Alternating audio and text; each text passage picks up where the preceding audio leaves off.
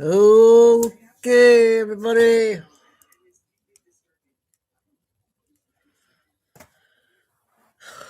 Well, the hardest day of the week. The hardest day. Monday, Monday, Monday. Hey, Kay, I got some good news for you. They said Crockett's running for the Senate in Texas.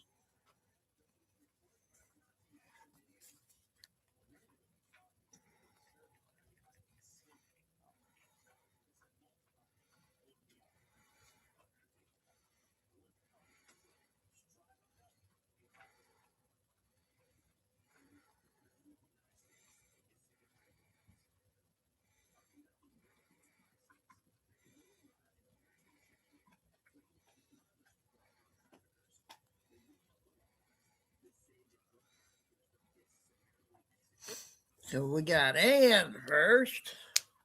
Tim. Okay.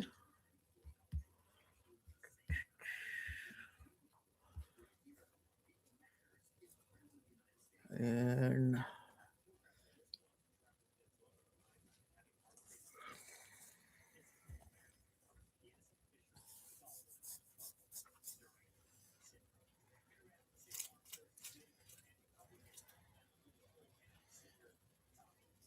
JJ's on time. Gotta be busy tonight, JJ. We're gonna have a big show tonight. A lot of good stuff.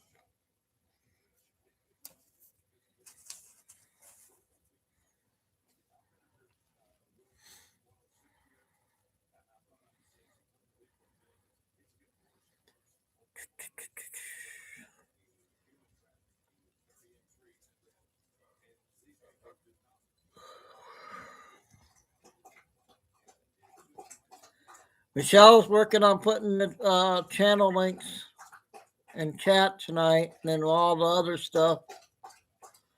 Lucy, you're home early. Good. Oh, that's Chico drinking water.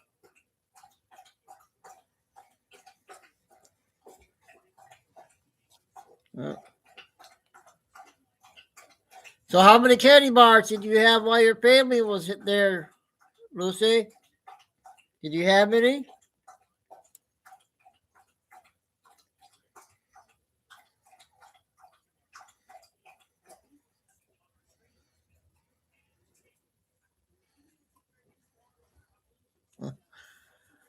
Oh, he's always like that. Oh, he snuck one?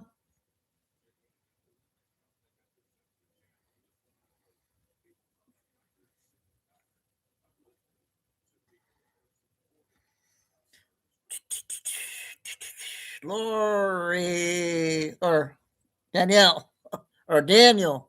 Sorry, Daniel. But you're a Lori.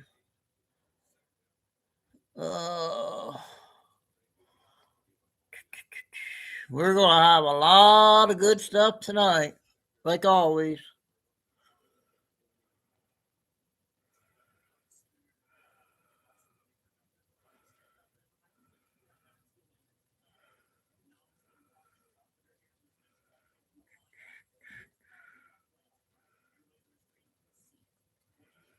The news is keep coming, hour by hour.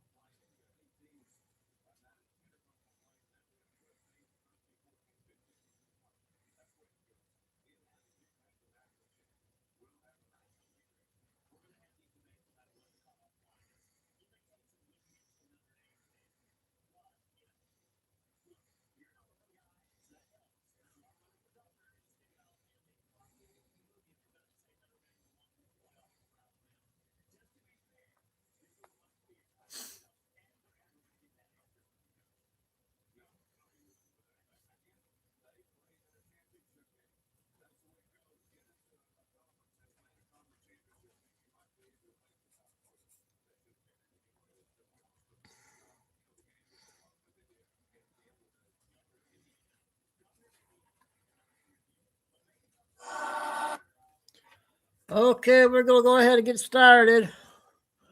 A lot to get out. Hopefully everybody will be getting in here. Starfire, everybody. Terry will hopefully be in.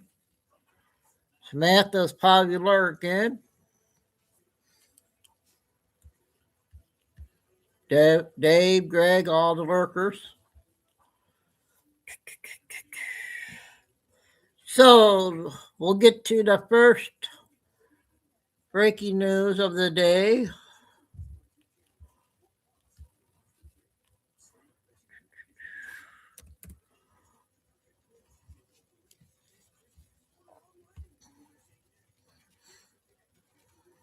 Oh, shoot.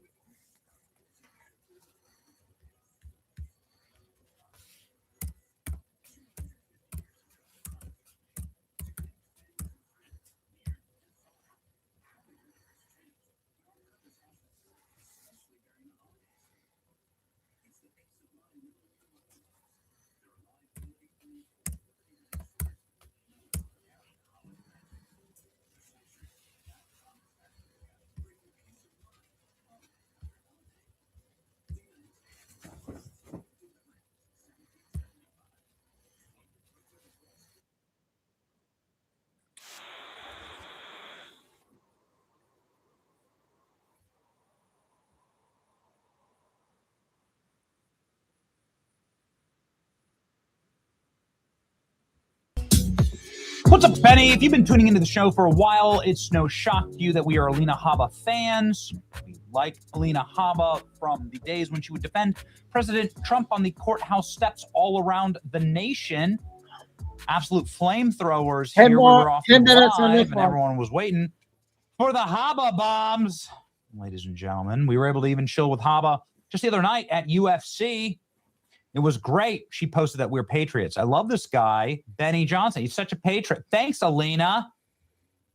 She really is the best. And obviously in this role as the U.S. attorney for the state of New Jersey.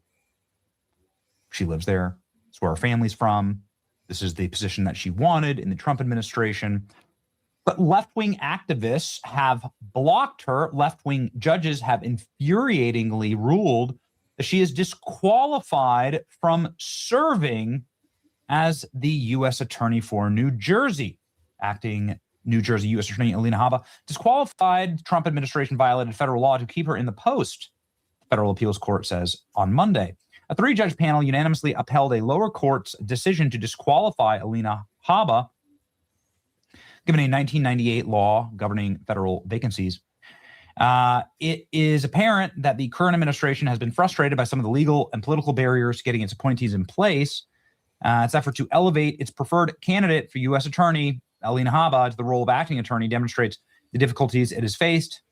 Yet the citizens of New Jersey and loyal employees in the U.S. Attorney Office deserve some clarity, says the panel staffed with W. Bush and Obama judges. Oh, boy.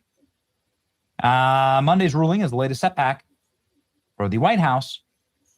Obviously, there were other troubling sort of missteps when it came to who is legally appointed to serve in these roles, like in the James Comey, Tish James rulings, where they said that Lindsay Halligan was improperly appointed to the position.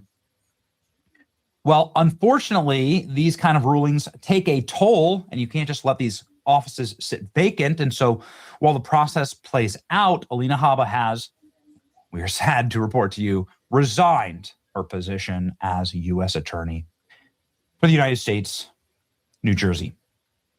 Here we go. This is, she just posted this a few minutes ago.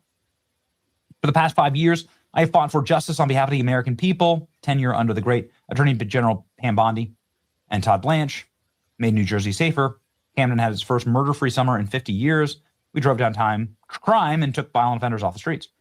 While I was focused on delivering real results, the judges in my state took advantage of a flawed blue slip tradition that became a weapon for politicized left. In the months these judges stopped conducting trials, entering sentences, leaving violent criminals on the streets, they joined New Jersey senators who care more about fighting President Trump than the residents of New Jersey. For 4 years, I fought against lawfare aimed at President Trump and against politics infecting our justice system. That is what these obstructionists misunderstood about my loyalty. The result is the Third Circuit's ruling, this ruling we just talked about. To protect the stability and integrate the office in which I love, I've decided to step down as my role as U.S. Attorney, District of New Jersey. But do not make the mistake that compliance is surrender. This decision will not weaken the Justice Department and will not weaken me.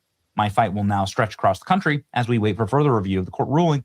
I will continue to serve the Department of Justice as a senior advisor to Pam Bondi for U.S. attorneys. Make no mistake, you can take the girl out of Jersey. You can't take Jersey out of the girl. Alina Habba becomes a Pam Bondi advisor, leaving role as top New Jersey prosecutor. DOJ delegated New Jersey duties to 3 officials in the wake of Habba's exit. A fiery Trump loyalist is stepping down. Bondi announced that Habba would now work inside of the DOJ. Well, there you go. I mean, obviously the two of them are close. FanDuel Casino's exclusive game Huff and Puff Money Mansion is packed with thrills, like mega hats bringing mega mayhem, and maybe even a visit from you-know-who. New players get 500 bonus spins, plus up to $1,000 back in casino bonus. Celebrate the 12 days of fitness at Planet Fitness. Join for $1 down, $15 a month. Offer ends December 19th. And Alina Habba does appear on the show with some regularity. And so I guess we look forward to having her in this new job. You hate to see it because I think she was doing a good job in New Jersey. But this whole blue slip tradition, what it means is that the senators from the home state of the U.S. attorney, so like the senators from New Jersey who are 2 Democrats, right? One of them wants to run for president, Cory Booker. These senators are blocking Alina Habba's nomination. So this is like a tradition where the senators from the home state can block the nominations of U.S. attorneys that they don't like. So the senators can like keep people like Alina Habba out. And that's what's going on right now. That's why she doesn't have a full vote of confirmation inside of the Senate. And so now they've kicked her out because of that. It's dumb rule, but it is the way that it goes. And that's why this is happening. The state senators are blocking her. And then the courts are saying, well, because the senators block you, you're not a legitimate, U.S. attorney. You're not serving in the position because the senators are blocking you. This is how it's happening. Anyway, annoying. The Department of Justice will continue the fight for Alina. Alina will retake her post. In the meantime, she's joining the DOJ to become a senior advisor for the attorneys. Alina Habba has resigned. Alina Habba resigns, but she will return if they win in court. Pam Bondi posted the pretty much the exact same message. She's saddened to accept Alina's resignation. The court's ruling made it impossible for her to effectively run. The situation is particularly unfortunate given Alina's strong record of achievement. The Department of Justice will seek further review of the decision. In the meantime, Alina will continue with the Department of Justice senior advisor. Okay. Now, there was one other rumor this past weekend that another favorite in the Trump administration, a woman, was also on her way out. Trump weighs moving on from Kristi Noem here from the Bulwark. The DHS secretary has overseen the president's most controversial domestic initiative, but her future is increasingly in doubt. Homeland Security Secretary Kristi Noem has been at the center of the Trump administration's marquee domestic policy, overhauling federal government's immigration and bureaucracy to better serve the president's vision of an ongoing mass deportations. But she's carried out these tasks with fealty to her boss. Her standing with the administration has grown less stable. For weeks, a rumor has been circulating in political circles that Noem is on the outs. Briefly surfaced in a CNN report a few weeks back, listed her among the first cabinet officials that could be caught in a year-end turnover, noting that while Trump himself is happy with Noem, top White House officials are frustrated with her tenure. Noem has downplayed the tension concerns, and in a text to me, Lewandowski said it was bullshit. None of that is true, he said.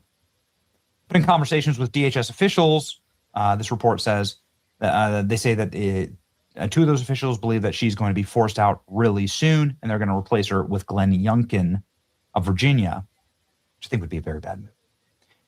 Anyway, this is all of the reports. This was all of the scandal inside of the administration. MS Now, used to be MSNBC, reached out. I told them this was all fake news. Secretary Noem is doing a great job implementing the president's agenda to make America safe again. White House calls report about Trump considering firing Noem total fake news. White House says this is total fake news. A spokesperson says Secretary Noem is doing a great job. Polymarket here. Who will be the first to leave the Trump cabinet? See up here. Where Anti-Kara? None. So no one. But now none has dropped, and spiking here is Kristi Noem with 13%, probably based on these reports. So you can see Kristi Noem, Pete Hegseth, Doug Burgum, Linda McMahon, and Marco Rubio sort of round out the top. Pam Bondi and Brooke Rollins. Just about over. Those are all the cabinet secretaries, but some of them are less than 1%. I think they're doing a good job. But I guess we'll see, ladies and gentlemen. We are sad to see Alina resign from this position. We hope better things for her in the future. Maybe she'll have more time to come on the show. Okay, now anybody guys remember this actress?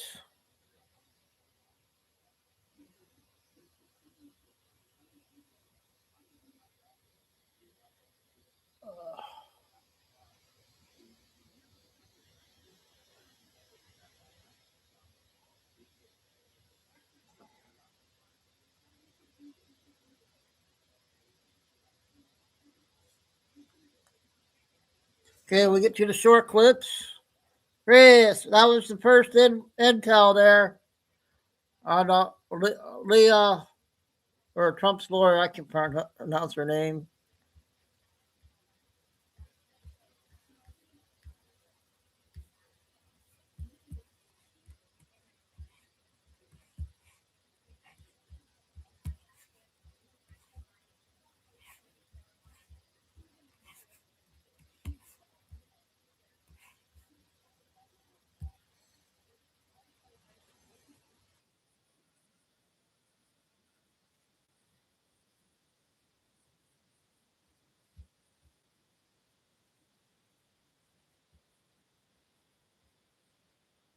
Questions popping up about she knew and when about a massive COVID fraud scheme in her district.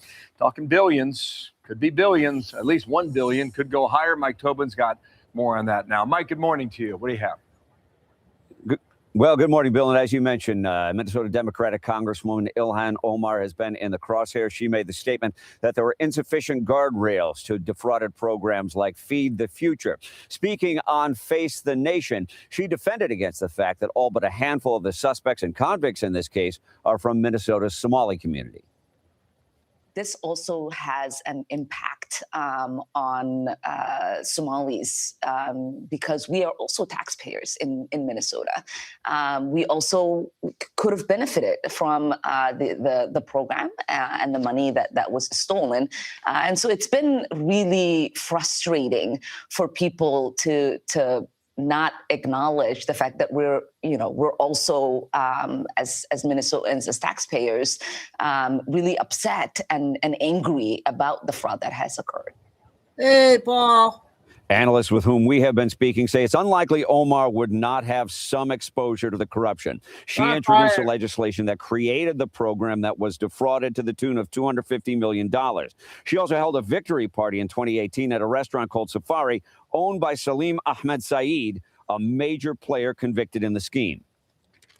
I think all this will be investigated very thoroughly because there's really a national spotlight on Minnesota and all its problems. I mean, this is a scandal that is by far the biggest in state history. White House Deputy Chief of Staff Stephen Miller said on Friday the Somali fraud will prove to be the greatest theft of taxpayer dollars through welfare in U.S. history. And he says we have only begun to scratch the surface of how bad it is. Okay. Bill? All right, Mike. Fox weather tells me it's 10 degrees in Minneapolis where you are. Wind chill -2. but Tobin is tough because he has summited Mount Everest. Thank you, Mike. Talk soon. Thank you, Got it, pal. Dana. Let's bring in Kayleigh McEnany. She's host of Saturday in America, co-host of Outnumbered. You can find her everywhere, and we love it. Keith Ellison, who's the Attorney General. This guy, they need to look into him. This is what he said on a weekend show. Let me just say this. We all want to protect the public dollar. We want to prosecute people who engage in fraud. We are up for that. But we can't do it on a partisan basis. We got to do it together. We can't use incidents like this. Okay, that was that one. We'll get Q videos.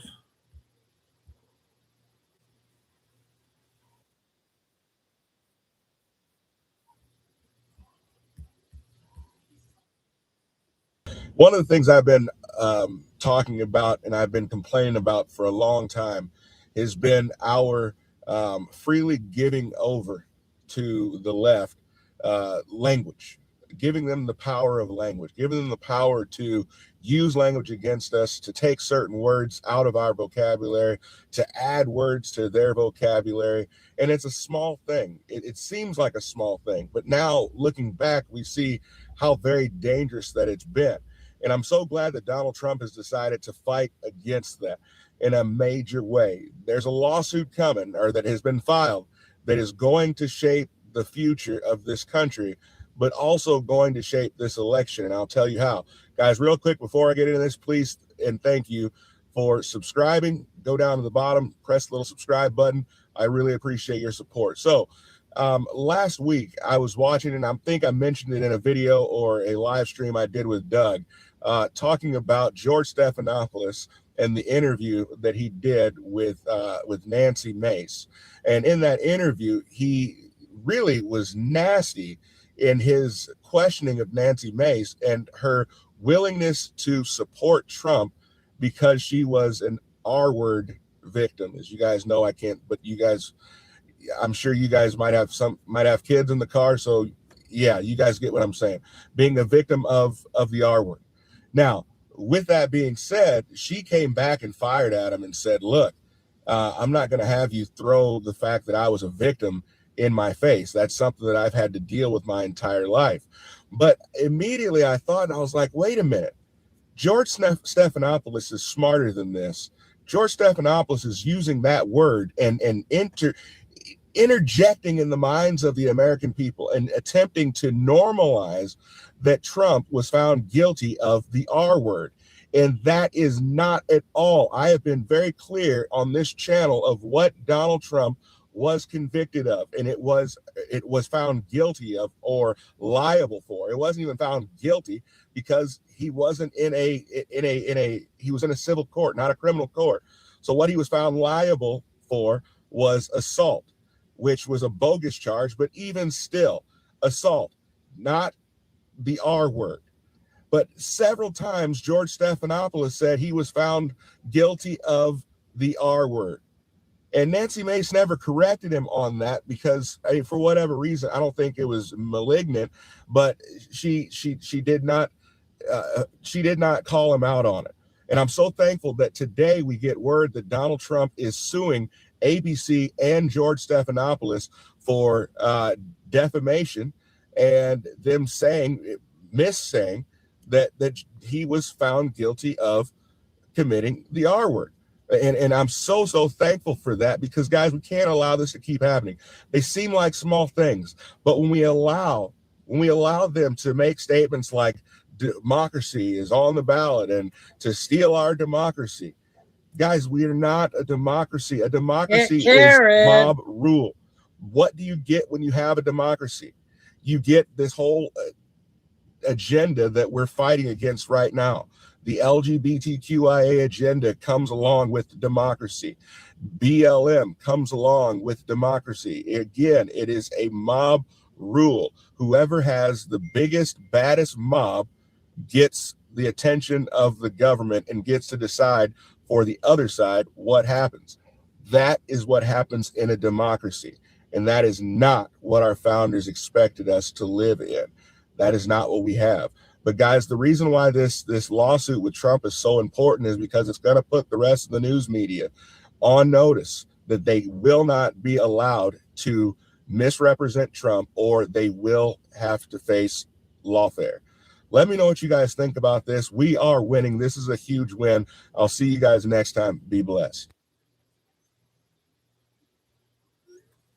Okay, I got our First Lady again.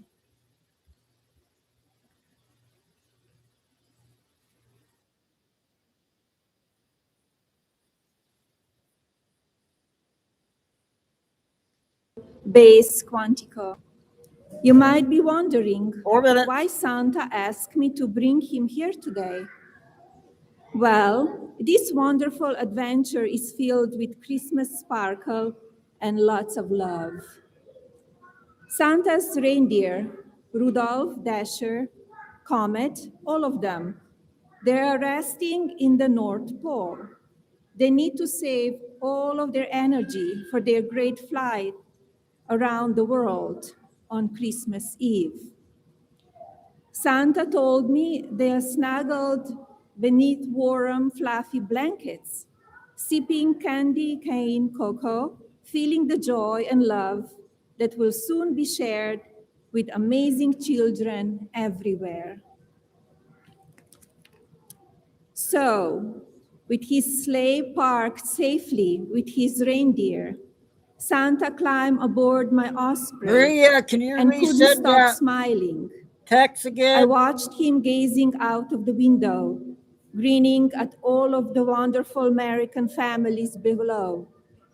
Santa told me that the osprey floated through the sky like a giant snowflake, but it is way faster than a sleigh could ever fly. Santa, where are you, Santa? Thank you for joining me. Today, we are here for one of the most beloved traditions of the holiday season, Toys for Tots, led by United States Marine Corps Reserve. For more than 75 years, Marines and volunteers across America collect and deliver new toys to children who need a little extra joy during Christmas, all wrapped with love and great care. To everyone here at Quantico and all those who support the Toys for Tots Foundation, thank you. This includes the Toy Association's generous support. I'm grateful for your partnership and dedication to promoting fun and creativity.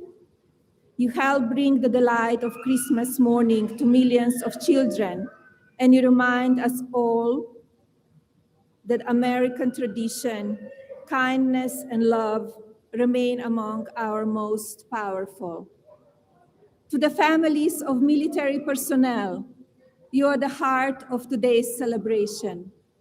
Your strength in the face of the adversity is inspirational. Some of the children here today have a parent stationed away from home right now. I know this can be difficult. On behalf of our nation, thank you. And thank you to the parents and guardians who are here today. Your support and resilience empower our Marines to serve with honor and distinction. Whether near or far, you eliminate every occasion, enriching everyone's life. This Christmas season, you, your friends, and your families should wish for the ultimate gift, love. Carol. After all, love travels further than Santa's sleigh and American ospreys. Thank you, and Merry Christmas, and happy and healthy New Year. Thank you. Okay, our First Lady. And we got the TikTok lady, guys. This one will be 20 minutes.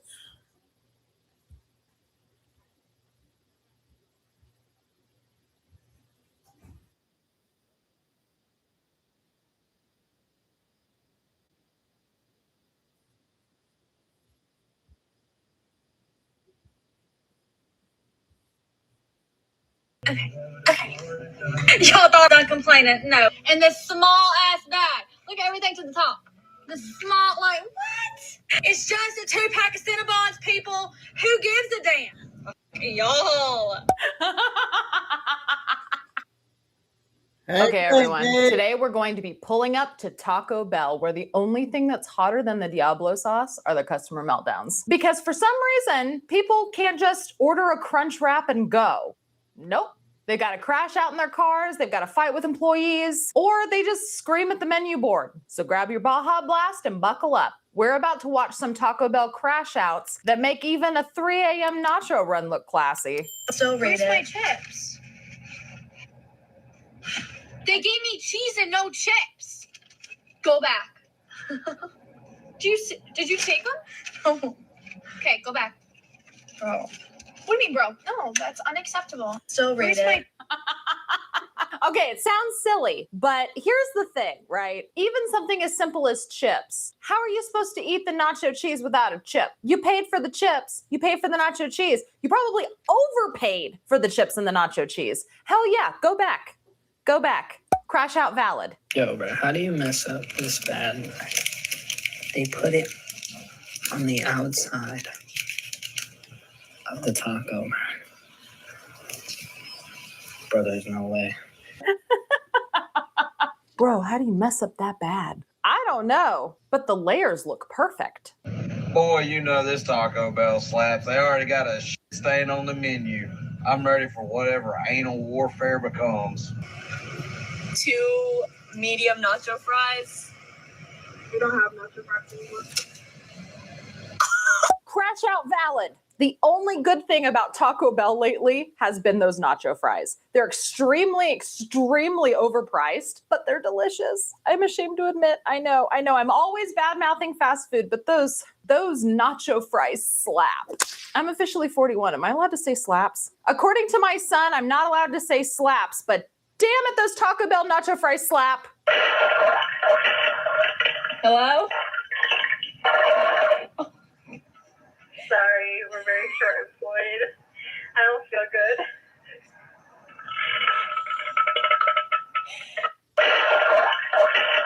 No way. No way. Ew.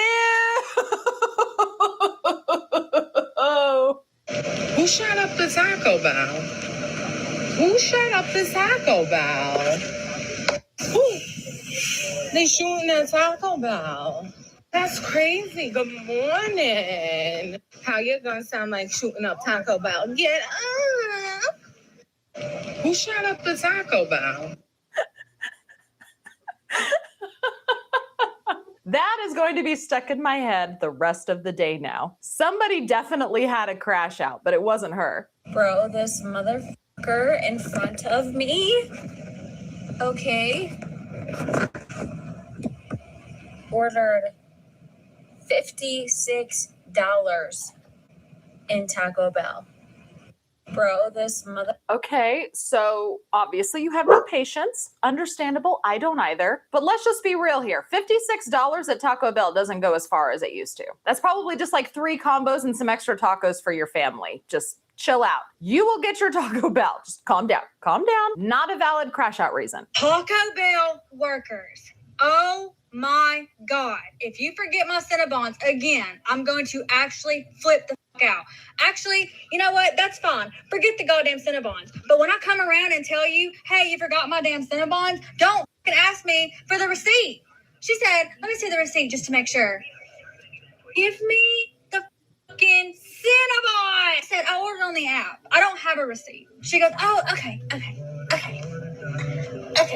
on top of it, yes, I'm bitching about Taco Bell. I don't give a I'm bitching about it because this is like I come here like every Wednesday when I go grocery shopping and they f everything up all the time. I order so much in this small ass bag. Look at everything to the top. The small, like what? Y'all thought I was done complaining. No, I ordered a Pepsi. I don't know what the f that. Pretty sure it's Dr. Pepper. I love Taco Bell. I love you. I love the food. I don't understand. I don't understand the workers. It's just a 2-pack of Cinnabons, people. Who gives a damn? Hand them over. I promise you, the CEO of Taco Bell does not give a f. I got a 2-pack Cinnabons. Like, all the way off. That Pepsi is about to be banging, too. Y'all. My energy bill dropped from $150 to $50 by doing this. My friends laughed at me when I spent $49. Oh man, I want to say her crash out is valid. I want to say it. I don't know, man. What do you think? What do you think? Do you think that she should be ranting like she is just because her Pepsi didn't taste right and they keep forgetting to give her Cinnabons? And then when she goes back to get her Cinnabons, they demand to see a receipt. Do you think that crash out is valid? I don't know. I don't know. What do you think? I usually don't crash out about anything unless it's my motherfucking food, bitch. Unless it's my motherfucking food, I'm crashing out. I ordered from Taco Bell tonight. Mind you, I tried it because I'm not going to hate if it tastes good, you know? So they gave me, I got a 4-piece. 1, which I took a bite of. 2,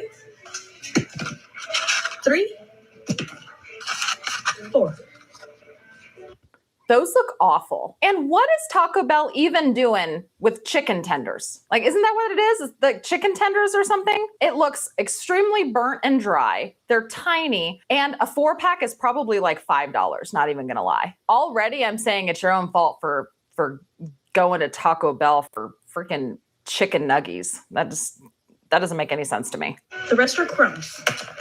That's a chicken. That's a piece of chicken, bitch. That's a piece of chicken. That is my 4-piece tender. Wait, that's not the best part. You know what the best part is? My Doritos taco.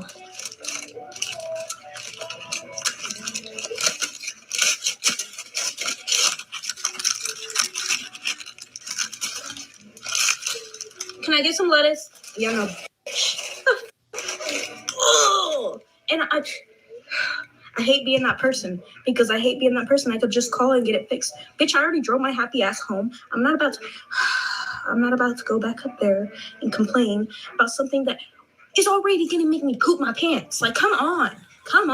Taco Bell, get it together. That's not my only taco. I got 3 tacos, bitch. They did the same thing to all of them. I didn't ask for light and lettuce. I'm on a diet. Come on now. Another minute. They put more fucking cheese on that than lettuce. What the f? If this is how you like your taco, that's fine. Okay with this is one? not how I want my taco. This is disgusting. I used to work at Taco Bell, bitch. I know how to make a fucking taco. It's 1 scoop of each and a good little pinch, 3-finger pinch of lettuce. That's a 1-finger pinch. What the f? Piss me off. And yes, the chicken is torn and nitpicked because I tried to look at it to examine it to see if I was gonna be willing to eat it. The shit stunk like old ass oil. If you sit here and think, she purposely sat here and this food up. Yes, bitch, I sat here and I purposely fucked this food up at 11:23 at night so I could just sit here and make a TikTok for fun because it's fun and hilarious and drama starting. I'm not. Crash out valid. Crash out valid. See, you're arguing with you over an order. Have a great day. Okay, so this caption says, lazy worker says she can't take orders because she's by herself in the restaurant, but they're open until 4 a.m. So why are you even here? First of all, I worked at Taco Bell and I know the policy because I was the manager. Okay, so then you would know that if I'm the only one here, I can't take any orders. So I have a good day. But that's not a policy at all, actually. A corporate policy, V12.1. I don't work for corporate. No, I'm telling you the corporate policy of Taco Bell. I don't care about the corporate policy. I don't work for corporate. I work for a franchise. It's our policy that I don't make any food if I'm here by myself. I'm sorry I can't take your order. Have a great day. The corporate that owns Taco Bell is who you work for. And if you would read the handbook, chapter V or 5.12, you serve orders until the entire restaurant closes with an exception. Well, I'm closed, so you can have a good day. But the restaurant isn't closed. Why is she engaging with this guy? If that is truly the policy of the franchise in which she works, first of all, why is she even there? If employees cannot make food if they're alone by themselves in the restaurant, why even have one person in the restaurant? I mean, literally, Taco Bell is losing money at that point. You're not able to bring in revenue and you're paying someone to be there. What's the point? Secondly, why is she engaging with this guy? Third of all, dude, do you really need Taco Bell that bad? You really need Taco Bell that bad at midnight? Just saying. it's open until 4. So we can run your time up on your meter as long as I sit here. That's cool, because you're not getting served, so. Okay. I mean, I'll sit here. It's okay. I know it docks from your pay if you have too many of them. Look, man, have a good day. It doesn't dock anything for my pay. I get paid by the hour, not by the tacos I make. Have a good day. No, actually, if your time is too far above more than 3 times, then corporate comes to give you a visit and docks your pay by 50 cents. If you read the handbook, you would you'd know that.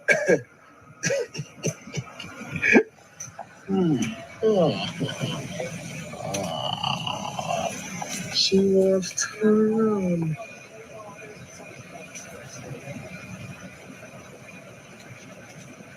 Seven minutes. Oh, where you going? Come back. I just want to be your friend. Oh, she went to hide. Why was she serving somebody else? There's got to be more to this story. This makes no sense to me. But it was very entertaining, is it not?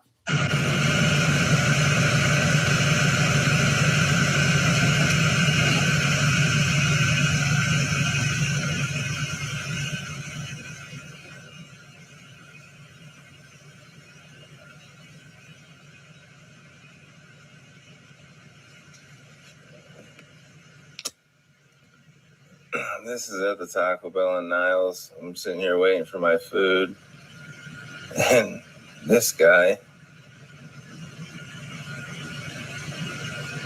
looks like this.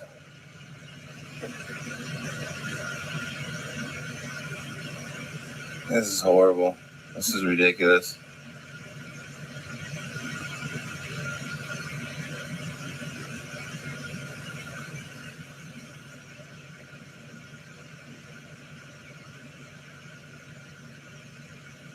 This is the Taco Bell in Niles off 11th Street.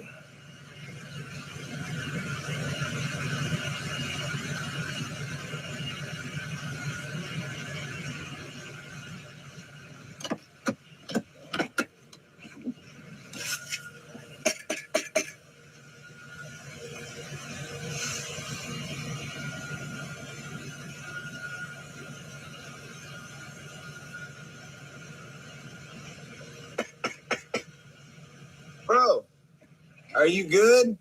Yeah. What's going on with you, man? Sorry, man. I've just been working. No, we're waiting for food, man. You got a whole line. You've been sitting here nodding out at the drink machine, man. Yeah, I feel that, bro. Bro, you should probably not be working right now. I feel that, bro. It's just been a long ass. Nah, man. No. What you mean? Dude, we're waiting for food. We've been sitting here waiting. Oh my gosh. What are people taking while they're working at Taco Bell? You know he ain't just tired. You know there's more to it. The issue is that when I came into this store, I was told by this lady that y'all do not sell Mexican pizzas. Y'all are out. This gentleman comes in, orders one, y'all prepare it. Now, what's the issue here? Is it a color issue? No offense to you. Don't do that. Don't do that. Don't do that. For you to do that, to say that, to be honest. Yet again, so tell me what makes me and his order different. Ain't nothing makes y'all order different. Y'all So why did she tell me you did not provide this service and he received it? But what you do? So what you're telling me is that in some, whether it's white, whether it's because I'm a man and he's shorter than me, I don't know what your bias is, but she obviously had a bias towards me and my wife, telling us that you didn't provide a service. Come on, I wasn't even raised like that. My grandma don't even teach us. My grandma. I don't know your grandmother. I'm speaking from what I see. Okay, so if she wasn't raised like that and there's no bias here, then why did they make a fresh Mexican pizza for the other guy but not him? Like if there's no clear bias, then well, what do you guys think? Why not just say why? Why not just say why? What's going on? I'm at a Taco Bell and I'm having to deal with this. I'm at a Taco Bell and I'm having to deal with this. How it's not your money, it's mine. Okay. What's the issue with you giving my money? Y'all catching this big old issue behind my money. Y'all getting paid regardless. I'm talking about my money. Then explain to me, all I want to know is why couldn't I receive the same service? I can't seem to get an answer. I keep hearing about grandmothers. I keep hearing about systems. Come on, man. Come on, man. My people on top. I'm telling you that. You wrong for this. So yet again, I don't want it. I want my money back. Go online and get your money back, please. There'll be no going online. I'm not leaving until I receive my service or my money back. That's what you have to do anyway. No, I don't. Yes, you do. You do a regular refund on this. Okay. Sorry about that one, you guys.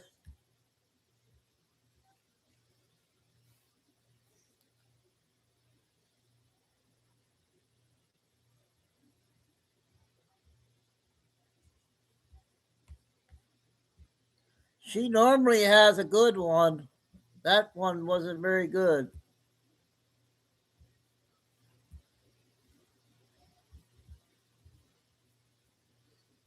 I'll make it up, you guys. There's better intel than that. Doesn't follow a formula and neither. Welcome to Truth by Billy Bean. Today's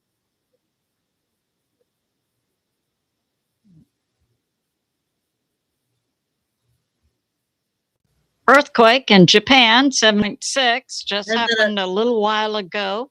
10 minutes on this one. A tsunami warning has sorry been about issued that for one, Japan and possibly could impact Alaska and the West Coast. So we'll talk about it. President Trump, European billionaires put out money to the U.S. to overthrow President Trump. And Russia moves strategic weapons. So let's get started. This will be a flash update. So we had over today, this morning, we had an X 1.4, and then it was taken down to a 1.1, but it was an X flare that will generate a G3 geomagnetic storm December 9. Excuse me. We had an M-class flare a few days ago that will generate a G3 geomagnetic storm December 9. In the past 24 hours, we had an X 1.1 flare from sunspot 4298. And it according to NOAA, did not generate a CME. So CME tomorrow, December 9, is expected a geomagnetic storm G3 level strong. And it's likely we will see auroras down to the middle of the U.S. So that's going on. Now, in the last 24 hours, we have had in Alaska a 7.0, and we have had, according to the information last night from Earthmaster, 160 aftershocks, ranging up to a 5.6. So that's going on. Then, so we have Russia, and down here we've got Japan. And we know this is around the ring of fire all the way down to the U.S. West Coast. A few minutes ago, we had a 7.6 earthquake. So here's Tokyo. And the earthquake was just off the coastline. It has generated a tsunami warning for up to 3 meters or 10 feet. No. Now, it takes a while after an earthquake occurs for the tsunami to propagate out across the Pacific Ocean that would impact Russia, Alaska, and the U.S. West Coast to find out if there's a warning for your area. Check tsunami.gov site. So that's going on. Yeah. And at the same time, a tsunami warning was given for Japan. One was also issued for Russia. So if you live in Alaska, Hawaii, the West Coast, it's good to check tsunami.gov. And we have this atlas. Ready to complete the fit?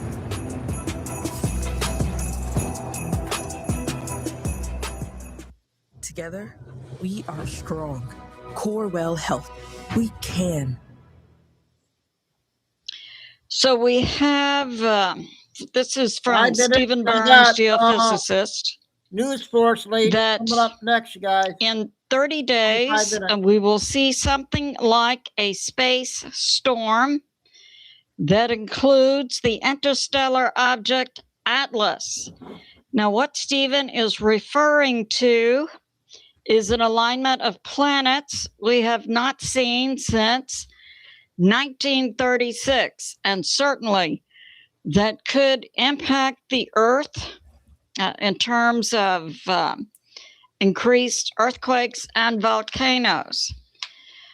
So in the next month or so, we will see this lineup, which will take place this December through January. So we have the Earth, we have the Sun, and Jupiter. Then on the other side of the Earth, we have Mercury, Venus, and Mars.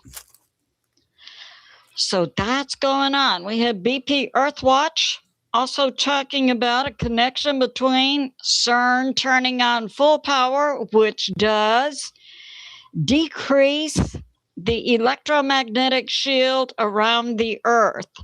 So what's up with CERN? We wonder. Many believe it's controlled by the deep state. We have this from Stephen Gardner, that there are rumors of a military coup inside the Pentagon to take down President Trump's Secretary of War, Pete Hegseth. So I don't, led by Secretary of the Army, Dan Driscoll. This information is coming out per journalist Laura Loomer. I don't see that being successful. We have from Prepper News that we are seeing an escalation. Yeah, something big is going on inside Russia. I have more information on that. According to UK Intel, something big is going on inside Russia. And Russia mobilizes troops to guard Russia infrastructure. And it has also restricted internet use inside Russia, so no information is getting out. So that's going on.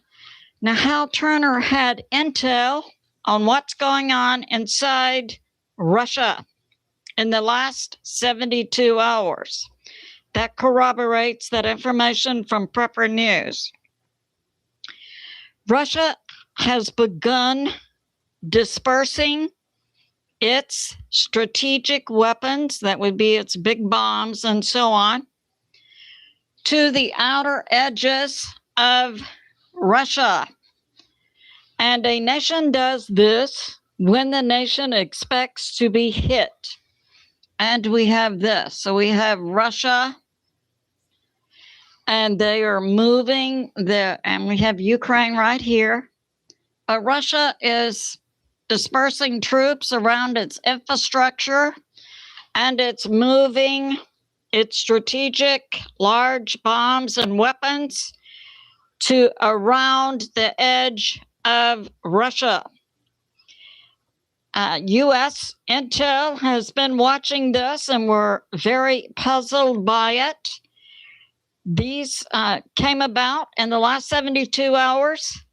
Sudden moves by Russia to disperse both troops and equipment.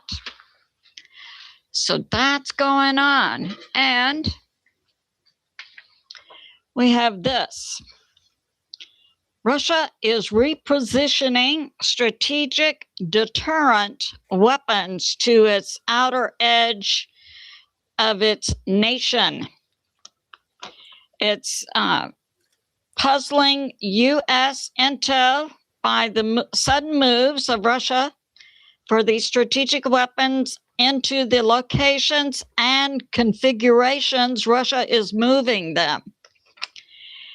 And it's believed this indicates Russia's perception of a significant change in its risk from being hit by the U.S. and NATO.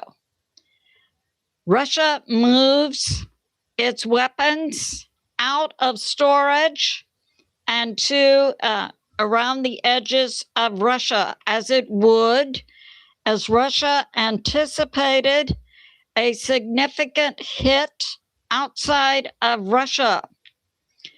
And it is moving weapons and it is using troops not seen or used in Ukraine to date.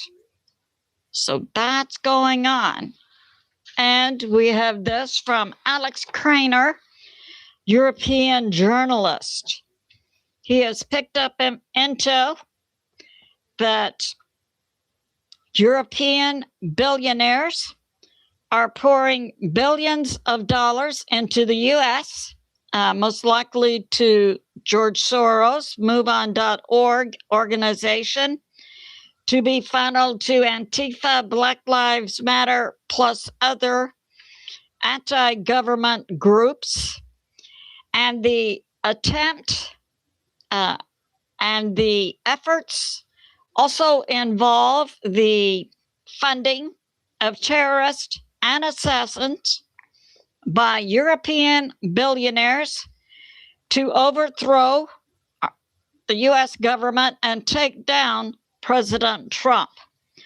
So it's good to be in prayer for President Trump, America, the U.S. military, and world peace. I love you, and I'll see you soon. My energy bill dropped. That was her flash.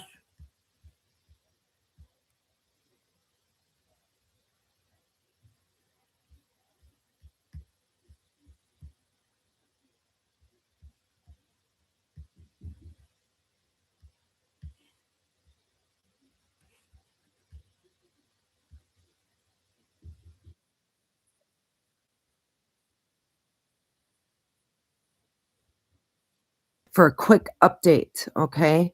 We have some action, as you can see on the screen, going on with our DUMS. And we're going to take a look at where that is at. 25 minutes. Take a looky there. One of pull it our all favorites. the way out. And we have that going on right now. In Alaska, there's two main DUMS that they went ahead and blew up.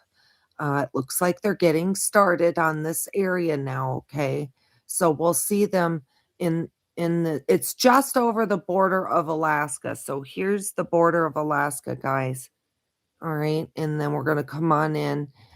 Here's Yukon right here. All right. Let's come in what closer. welcome. Is this their first time? All right. Burwash Respectful, thank Landing. Silver City. I'm just getting a look at this now too, along with you guys. Here's Quill Lake Creek. Let's go in closer, guys. So it is, and of course, these beauty buttes that the deep state loves so much, their tunnels, is buried in a national park and reserve. Shocker, huh? I'm sure I'm not blowing anybody away. We do again have twinsies. Just going to turn this a little bit like this. It looks like they've already gone in orange. One has. So let's just go closer and I'll show you. Okay. So here's the first one, which went off with this one right here, guys. Let's go in closer and look. All right, Mount King.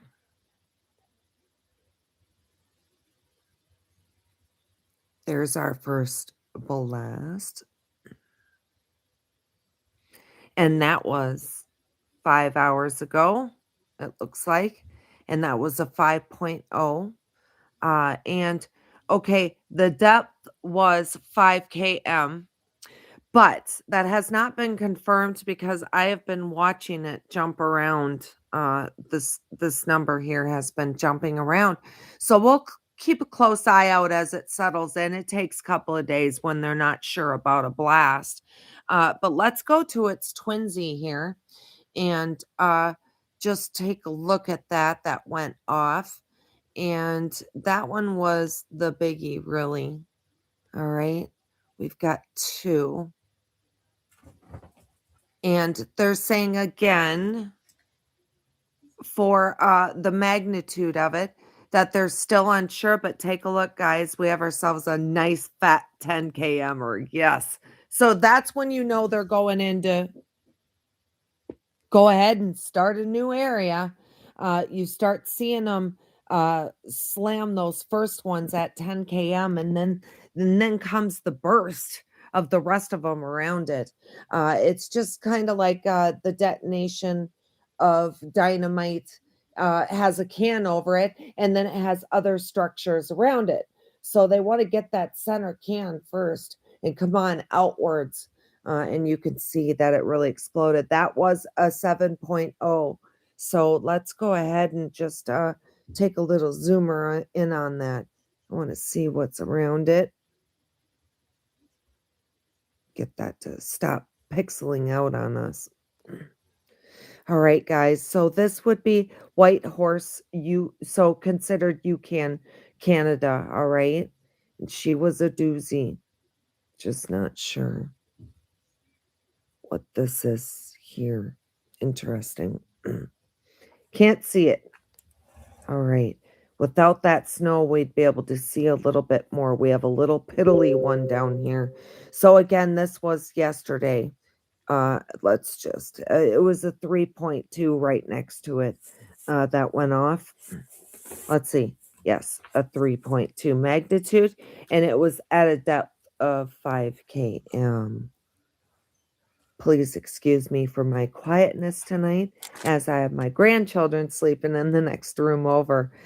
Let's go ahead and go south into the east here and take a look-see at this and just see when these went off. Again, solid structures, guys, that we can't see. I'm just not sure what's going on there. Interesting. There, and it's, guys, there we go. It's on the Canada-United States border. All right, guys? Whatever we have going on right here. Uh-huh. We have a goodie here. All right, let's click on it and see what it was. It was a 7.0, and it was, again, the 5.0 km. So this is the twinsy of the first one I showed you, not that second one. So there's your twinsies, 7.0, considered southwest of Juneau by 229 miles, right along the border there. Interesting. All right, let's keep coming out here, and we've got one just to the south, across the border. All right, you guys, and this was 4 hours ago. This was a 5.7, so at a 5.0 km. So you can see that they are networked together just by the timing of the explosions, like that. Yucatan, Alaska, guys. So there we go on that. Wow, we're playing with that border. There she is right there. Let me just click out of there so we can, right? Boom. Okay, let's back out and see this conglomeration so you can see they're continuing So the matching DUMs, the twinsies, I call them twinsies, would be, let me see if we can get it to where we can see both. So there we go. So here's our matches. Usually the first explosions when they get started on something they're gonna be there a while. You can see it's a good conglomeration. That national park just rotten to the core, guys. Your national parks are not national parks. They're national parks for the deep state, all right.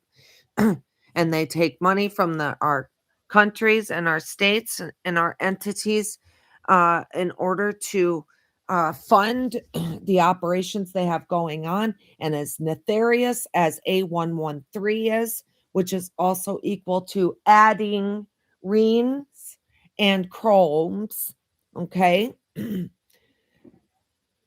The profit is into the billions. It is the largest industry in the world, okay? A113 is, guys. And if I get my video taken down for saying these things, I'm doing the best that I can here. And I'm also doing the best I can with constitutional rights to fight them too. YouTube and Rumble can get censory too. Also, but YouTube, of course, I want to say to you, this is for entertainment purposes only. I am using a different screen other than the one that is supposedly the real screen. So there you go, YouTube, stay off my back. I have to talk about this subject because it is a part of what I do, whether I'm real or fake or not. But I'm going to tell all of you guys, you judge me by my work, as I've been forced at gunpoint in order to put this out to you, pretty much to bow, to bawl, and say that this is for entertainment purposes only. Okay, and I just want to say on that. But just remember, YouTube, every time you hit me, anytime you strike me Facebook, anytime you strike me Telegram, you've gotten really bad lately. Okay, all of you guys, I'm taking notes. And every time you receive a complaint, just remember that complaint is stamped with a pile of money if I move forward. So I would advise you to leave News Force alone. Thank you for that. Okay, guys, back to you guys now. So we can see that we're making headway up there in Canada, and we've opened up with a new can of whoop-ass. So basically, I'll just say on the way out the door here that anything that runs along here, I'm going to just show you all the way up to Alaska. Let's back out. All right, and we have Russia and Alaska. And this is where the split comes. And this is one of the largest, this peninsula right here holds, they're working on it right now, guys. Just off the coast of Russia, I forget the name of the peninsula. We'll look at that in a minute. The largest underground trafficking operation. It was almost the main hub for all of the world right here. And that you're looking at. We took care of that a few months ago. You can go back through my videos and see it. Again, let's just take a look at what's going on here. Get a little fast update. Yeah, so this would be Kamchatsky Peninsula that I just showed you. And there's a reason why I'm breaking this down. Let's run across and look at Alaska. All right. We're going to come on up, come over. And here is Alaska, which holds some of the largest dumps and stuff for trafficking. All right, let's back it out a little more. The biggest thing I'm trying to show here is what I call beltways. So from here all the way down past. Here we go. This is better. From here, that runs all the way along California. All right. And it comes down and all the way in to Mexico and down into South America and all the way to the bottom. This is all one straight line of nothing but DUMBs solidly that they used in order to be able to be efficient in the world for the largest in demand industry. And it had main traffic ways. And this is one of the main traffic ways, which was for this half going this direction. And then over here in Russia, same deal. You can see that they're working hard on the tunnels. And that one runs along here and all the way down. So these are main through traffic ways, and you have your hubs up here at the top, 12 minutes. which would be, Russia over here, which connects through this beltway here. Okay, so if you can get a traffic in your mind, of this is how the system worked along with submarines. It was a Russian, the peninsula of Kamchatsky was a large submarine base they covered up because our military was built and designed around A113. That is why the military was in place to hide and cover up. That's why another reason why they had to keep wars going and stuff all the time. All right. They had to have a reason for the men and women.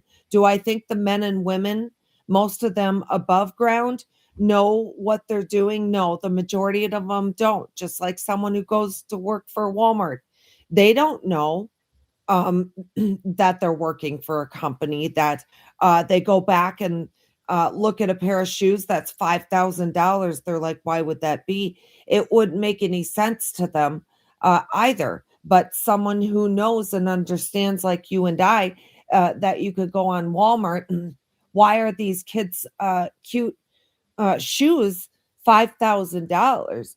That's the way they were selling the children, and only the people that understood the exact combination of words, which would change all the time, that were in the pedo world and in the A113 world, whether you bought it, sold it, traded it, did it yourself, consumed it. It didn't really matter which direction you were involved. Once you were linked in, you knew the language and learned the language fast to go to Wayfair and know to put in cabinets, brown cabinets. If you wanted, a little black boy under the age of 8, you would put in 8 drawer like that, guys. It really was its own language right in front of us, just like Facebook had it going on right in front of you too. Its own language for A113 and pedo and all that kind of stuff.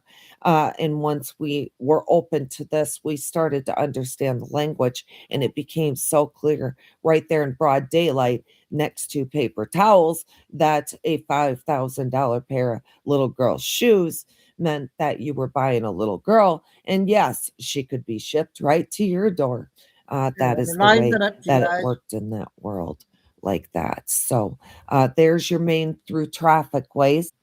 So there's a little bit of breakdown of some truth of what's going on here. And of course, if we go over here, you can see other beltways that run too. Probably popped right out at you now that I've talked about it.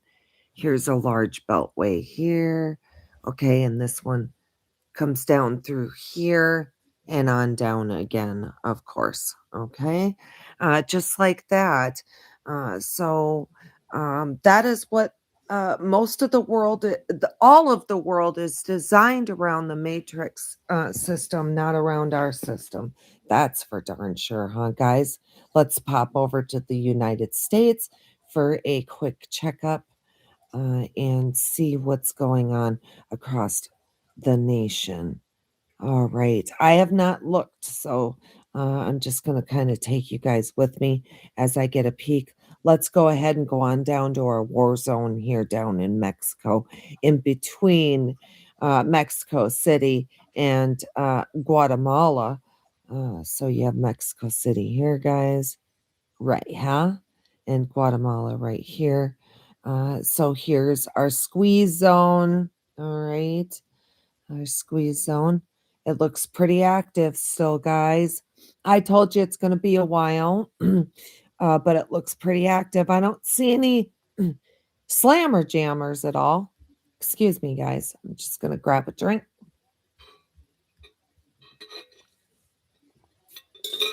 And that clock was an old one. All right, let's just move north here.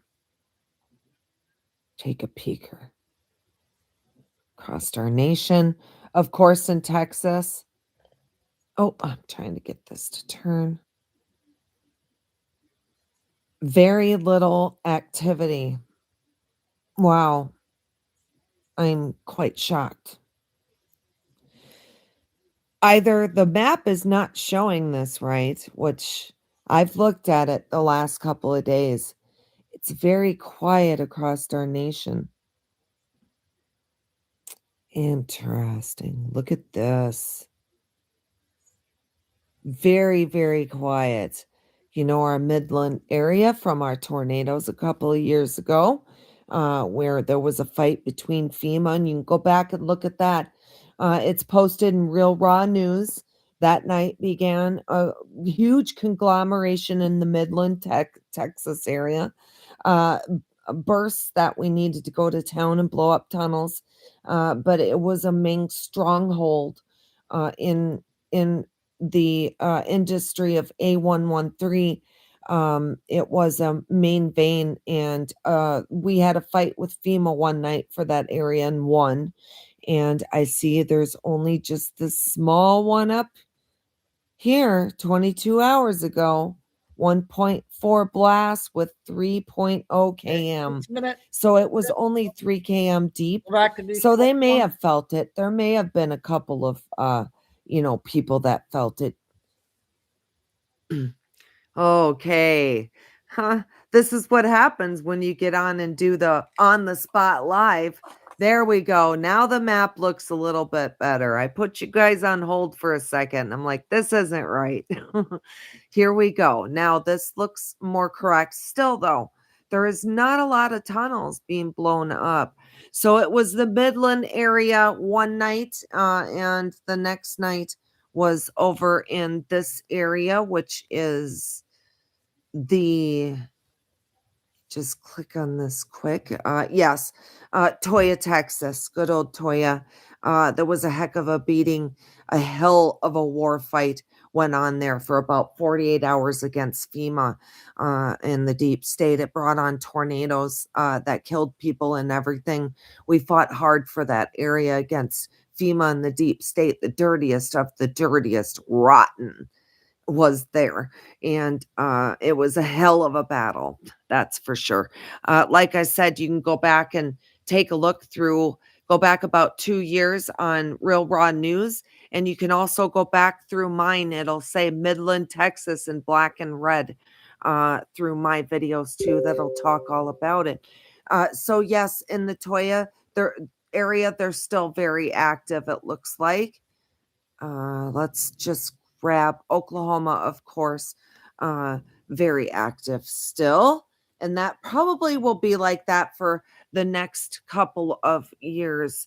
So 12 km with a 3.0 blast. It was just a little piddly thing. Let's go in closer and just see these smaller ones. Let's pick this one. Thompson Lane, just outside of Loco, Texas. All right. And let's open that up. There's a 5.0 km there. Just pop that back up on the screen. There we go. So 5 km, pretty shallow, and a 2.6 blast. Nobody would have felt it. Just out there, right off of a farm, I believe. Yep, here's some farms right here. Looks like somebody's old mini bike racetrack or something like that. Very cool. That's the lifestyle right there I grew up on, for sure. Lots of land, lots of mini bikes and horses. And let's see. So Thompson Lane. Just take a close peek. Okay, so nothing there. All right, guys, let's bebop across the nation and see if anything else pops out. Let's go up to this New York one for sure. All right, just north of White Plains, guys. 6 days ago, that was a 5.0 km, a 1.5 blast. Let's go in and look at where that's at. All right. Kitchewan, just south of Kitchewan, of course, on a preserve, guys. There we go again. Government or cabal controlled, the same government these auditors are going in and flushing out of our system at a local level are the same ones all the way to the top that come back down and end up being what these tunnels are all about to begin with. Looks like just outside of Millwood that went off. We took out, let's just take a look and see. Look at that, a little elementary school, not quite a ways away, but in their world, it's a little bit different. I apologize for keeping you, but once I got going tonight, I figured, well, we might as well review some things and take a look at what's going on. Let's just go straight across our land. And I don't see any real biggies coming up. I do want to point out that we're still in Ireland and doing good. Staying on those belt lines, you can see they're still working Ken, really is that hard where on you're this from, area. Ireland? And that stretches out this island, one of the worst in the world for hidden secrets, guys. This island, you always want to look for the V's and the devil horns. There they are. There you go. This isn't by accident, these devil horns. Okay. This all means something in the Satanist world and the Cabal world. Definitely. So let me pull back out. I want to show you guys one other really, really cool thing. Let's go on out to Hawaii. We love our Hawaii. And we're so sorry the Cabal stole you and threw you in with our tax crap in the United States of America. Hawaii, you are now your own entity again. And we're so happy for you for sure. Okay. We do have a volcano that erupted in Hawaii. Let's go ahead and we're going to take a look at that. Oh, wow. Well, that's how she ended that one. She normally says goodbye. All right, well, that's the news for us, lady. We haven't watched in a while.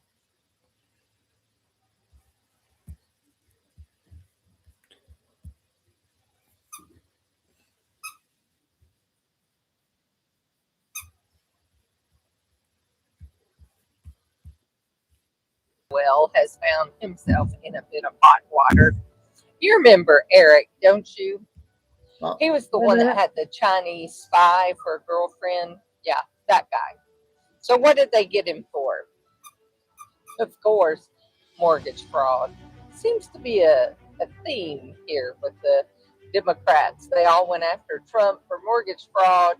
Now it seems most of them are guilty of the same thing they accused Trump of.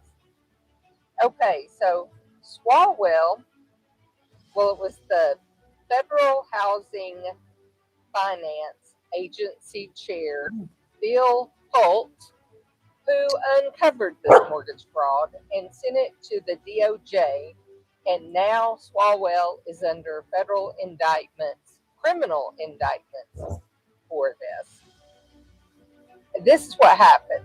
Swalwell declared his D.C. residence as his primary residents, and there are no public record searches showing where Swalwell owns or leases any property in California. This creates a problem for him because, according to the U.S. Constitution, in Article 1, Section 2, it says Congress members are to be inhabitants of the state they represent at the time of their election. Well, he obviously isn't. So here's my question. Does this make him ineligible, or should it make him ineligible to be a Congress member right now, being he does not live in the state he represents? And let me tell you, he is not the only Congress member guilty of this. It doesn't matter what side of the aisle you're on, a lot of them have broken this little rule. It seems California represents. Okay, that one lady there.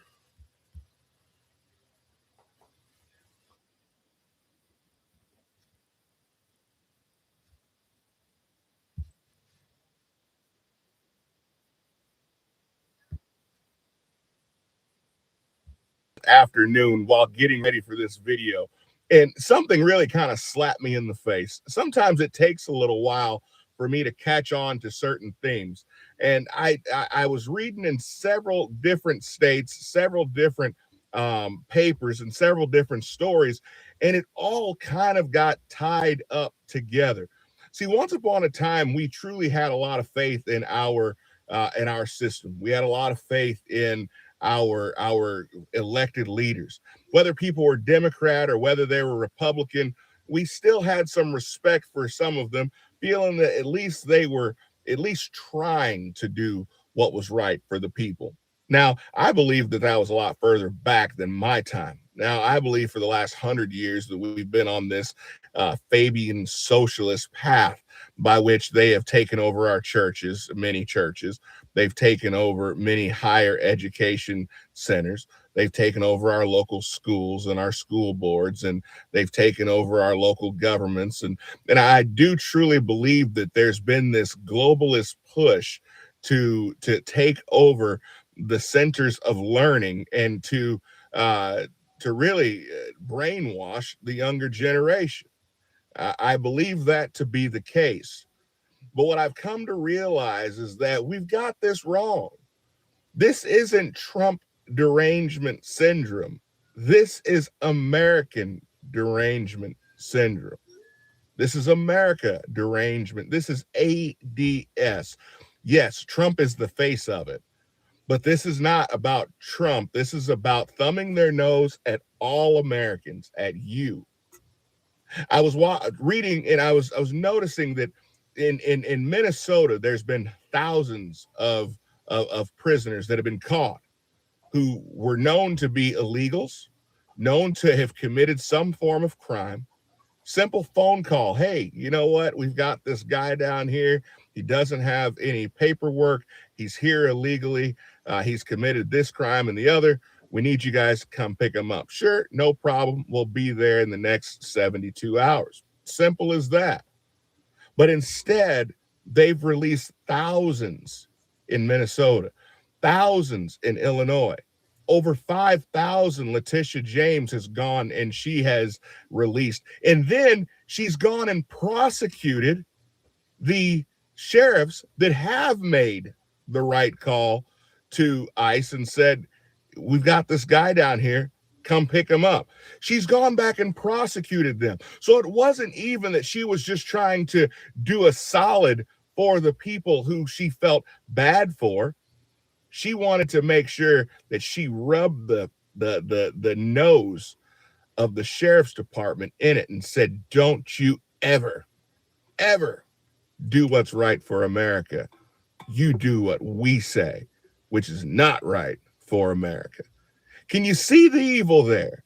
Is there any way that you could look at that and you could say, yes, I think America would be much better putting child offenders and putting assault people who assault people.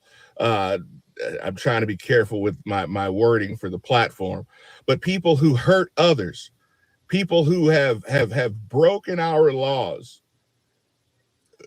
How is it making Americans safer by putting those people on the street? At this point, it's time to stop treating these people as though they're just have a different thought or different opinion or a different way of doing things. No, these people have a messed up view of what they want America to be. And there's no way in their twisted little minds that they can think putting out child offenders and putting out these sex offenders and these criminals, these career criminals back on the street time and time again, when there's clearly a protocol to remove them from society and put them back in the nations of origin. There is a system put in place, but rather than do that, they would rather send them to your neighborhood, into your cities, and then ask you to continue to pay their salaries. That's where we're at. And you tell me that it's not just an American derangement syndrome that we're dealing with. Comment below. Let me know what you guys think about this. That's my thought. I'll see you. Hey, another Q1.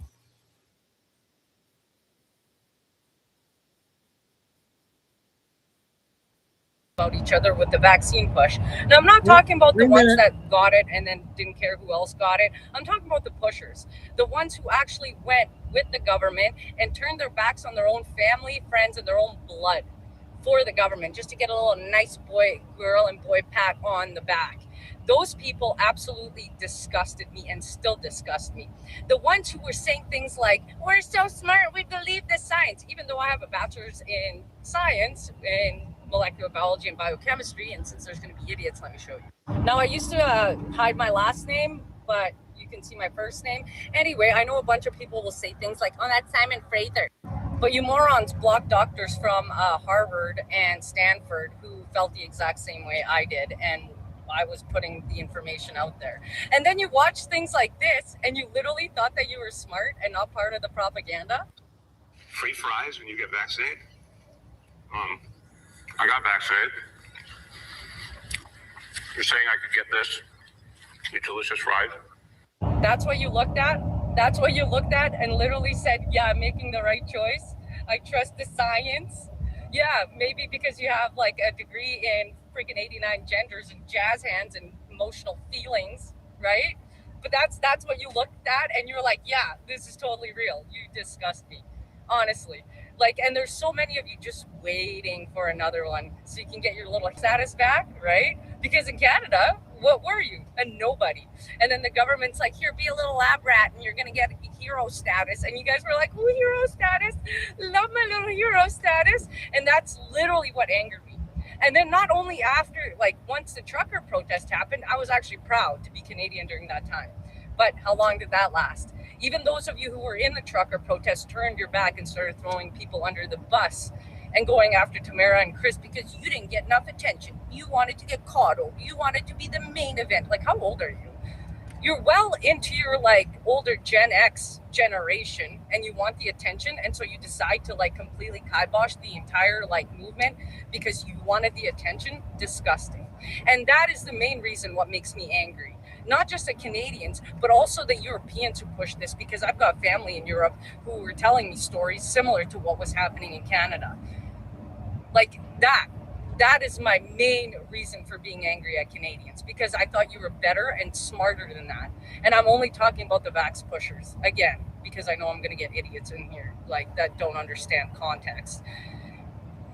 That's what you did.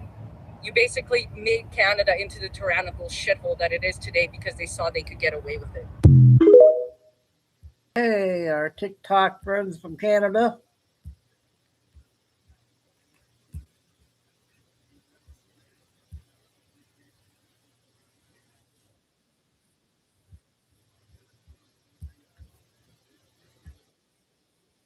Wait until you hear the blistering messages he just unleashed on his own party. Then Democrats, they're pushing a shocking new bill that bans masks and it requires IDs. Sound familiar to anybody? Wait until you see who this bill targets. You are not going to believe it. plus an unexpected heartbreaking twist in the blame game over the Texas floods. But first, California Governor Gavin Newsom still thinks he's headed to the White House, and even MSNBC is forced to admit his leadership has been an absolute disaster.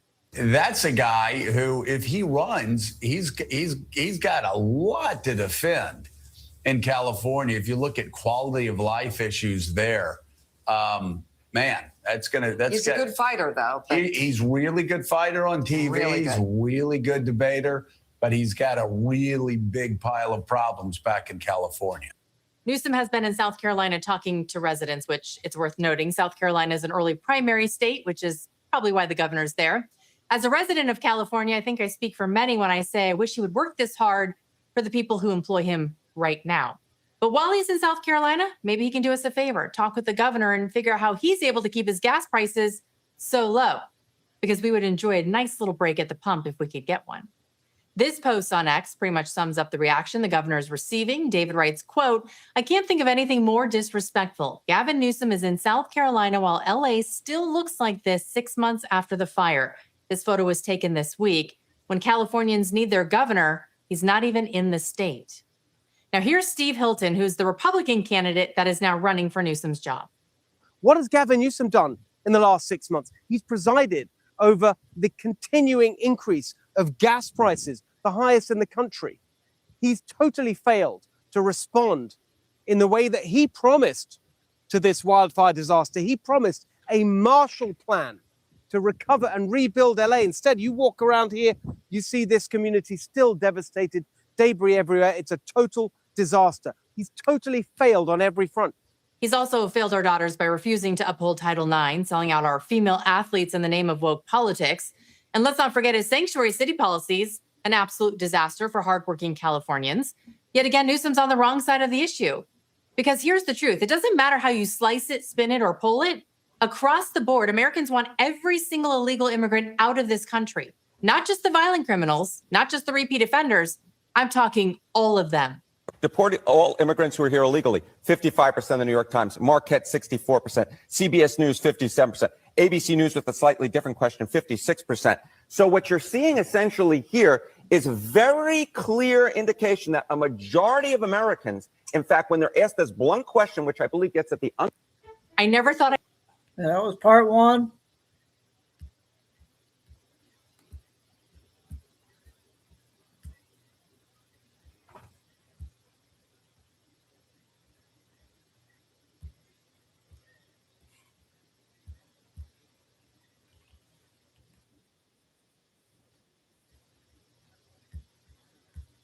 Comey for losing the election. So much for gratitude. I mean, these Democrats act like accountability is beneath them, as if rules are optional when they wear the right lapel pin. You've got Judge James Boasberg, for example, secretly gagging phone companies while he subpoenas Republican senators' records, claiming they're going to tamper with evidence. We'll get to more on that in just a minute. But no, that's your team's specialty. They're the ones who manufacture investigations, bury evidence, cover for a cognitively impaired president, and raid a former president's home when there's no crime. But sure, lecture us about democracy. And now, the man who shielded Hillary from her email scandal could face consequences for using his own unsecured email. You can't write irony like that. Maybe we should grab the popcorn. And here's that quote where it says, "Well done, my friend," followed by, quote, "Who knew this would be so fun?" That's from Comey himself in November of 2016. This was after Richmond bragged about spoon-feeding the New York Times on the Clinton email scandal. Now, this was the operation. Comey protected Clinton, Richmond spun the media, and in return, Comey was banking on a prime spot in Hillary's administration. Well, the House of Cards just got a gust of truth.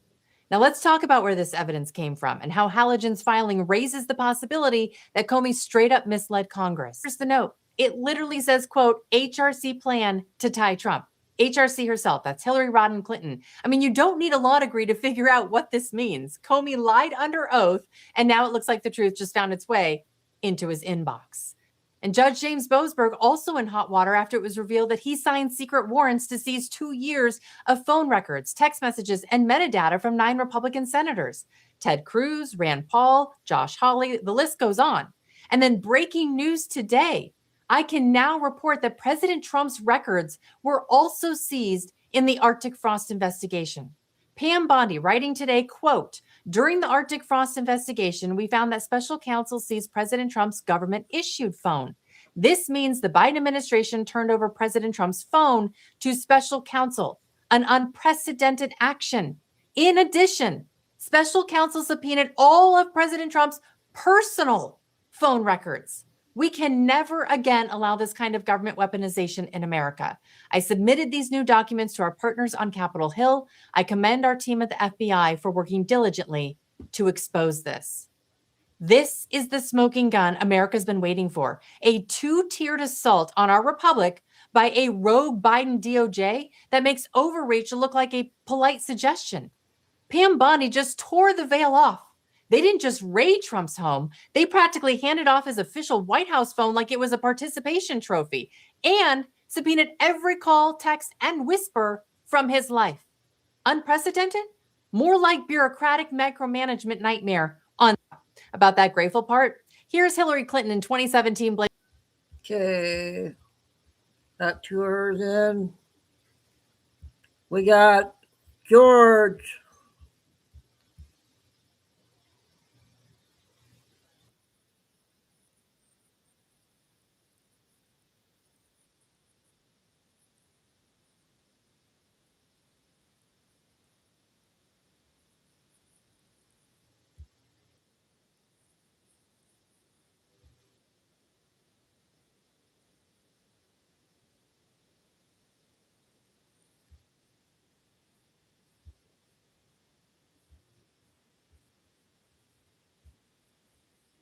Community of fraudsters.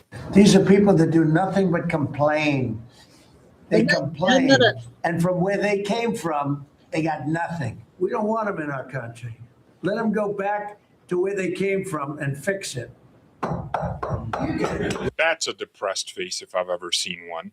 Ladies and gentlemen, we are not letting up on Ilhan Omar. I don't care if this is like the 1 millionth video we're doing. The exposure will absolutely continue until she's denaturalized, put in handcuffs, and put on a plane back to Somalia. Ilhan was on Face the Nation this morning and completely fumbled. She must have thought, okay, CBS News is left-wing. They're not going to ask me hard questions.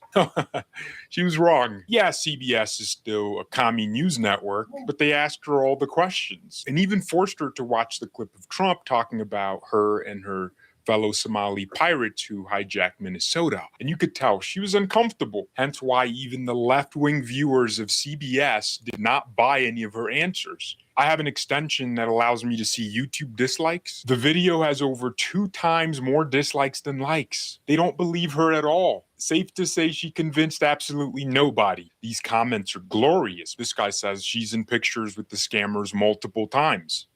When a fraud interviews a fraud. And they're bringing up the fact that her net worth went up faster than Bitcoin after she got into Congress. She took photos with the ringleader at his restaurant. Here we go. And we're joined now by Minnesota Democratic Congresswoman Ilhan Omar. Welcome to the program. Thank you, Margaret. We have a lot to get to with you, but I want to pick up on where the Treasury Secretary just left off. He alleged that people who were tied to you or your campaign were involved in this broad, brazen scheme to rip off the Minnesota state welfare system. Do you want to respond to that? Do you know what he is referring to? I really don't, and I don't think the secretary himself understands what he's referring to. We obviously had people who were able to donate to our campaign that were involved. We sent that money back a couple years ago. And actually, I was one of the first members of Congress to send a letter to the Secretary of Ag asking them to look into what I thought was a reprehensible fraud that was occurring within the program. What a liar. The reason the Treasury Secretary is pinning the blame on you, Ilhan, is because you are the member of Congress that represents that district where all the fraud occurs. You also pushed heavily for these grants to go where they went. You definitely knew. I mean, just look at her face. She's guilty as charged. The Biden-era Justice Department called it the largest COVID fraud scheme in the country. And this was pocketing COVID-era welfare funds, more than $1 billion in taxpayer money that was stolen. It was pretty shocking. Of the 87 people charged, all but 8 are of Somali descent. And that has added to the spotlight being put specifically on your community. Why do you think this fraud was allowed to get so widespread? Well, I want to say, this also has an impact on American taxpayer. Oh no, she's going to say the Somalians are the victims. Somalis, because we are also taxpayers in Minnesota. We also You steal more money than you get taxed. You are net negative. Could have benefited from the program and the money that was stolen. And so it's been really frustrating for people to not acknowledge the fact that we're also as Minnesotans, as taxpayers. That's a lot of uhs and ums, because she doesn't believe what she's saying. Really upset and angry about the fraud that has occurred. Mm-hmm. So do you think, though, that there was a failure by the Democratic state government to police itself? This is a brazen, fraudulent activity here. Yeah, and that is what I alluded Have a to good night, in my Jay. letter Love that ya. I'd sent See you to tomorrow. the Secretary of Ag, was to see where things were going wrong. How can this amount of money disappear fraudulently? How can no? It's because you're stealing it, Ilhan. Without there being alarms being set off. And it is something that, we have to continue to investigate. We have to continue to ask those questions. Because, as you know, one of the initial defenses by the organization at the heart of the fraud, Feeding Our Future, was to claim the probe was due to racism. Do you think that this was all about negligence, or that it was like political fear of alienating the Somali community? So you have to remember that the woman who led the program is a Caucasian woman. And that was...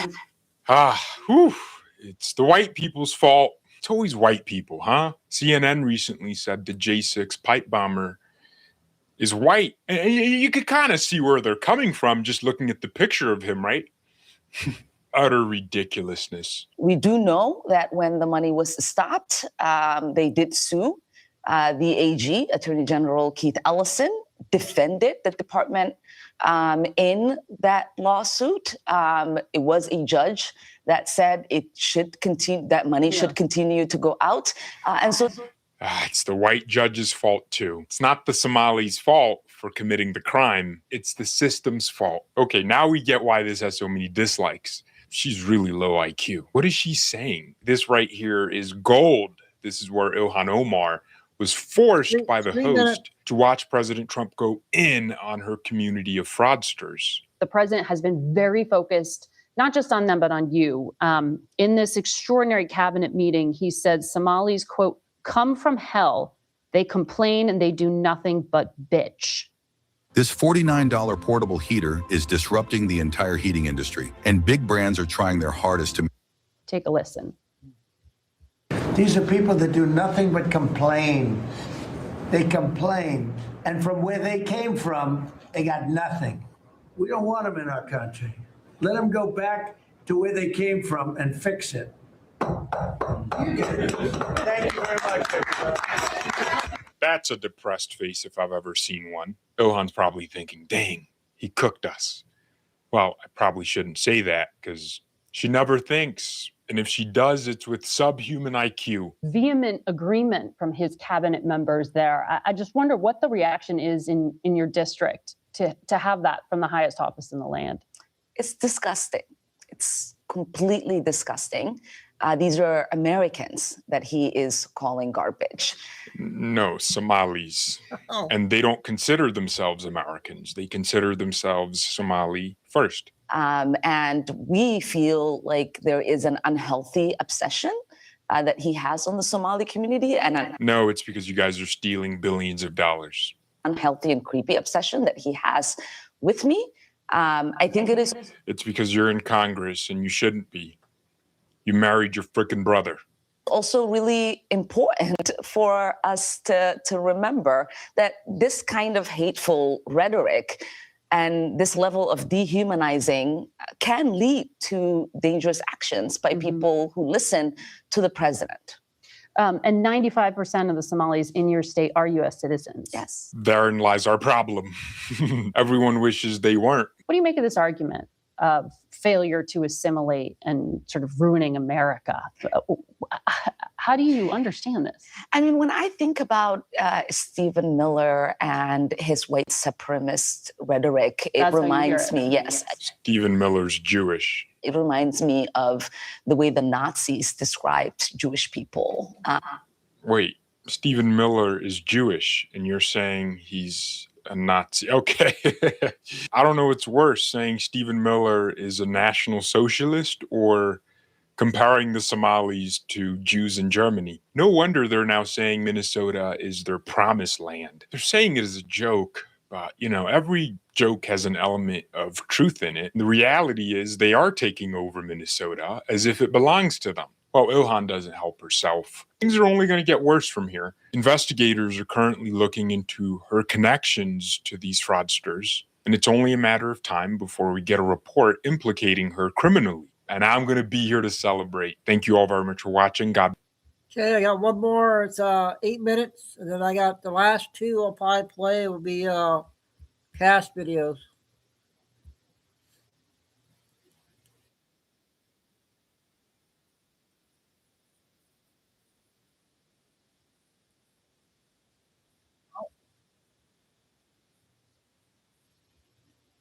Oh, I got that one.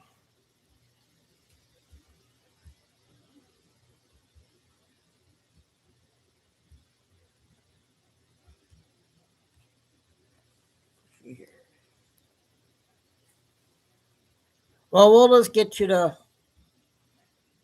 cash videos.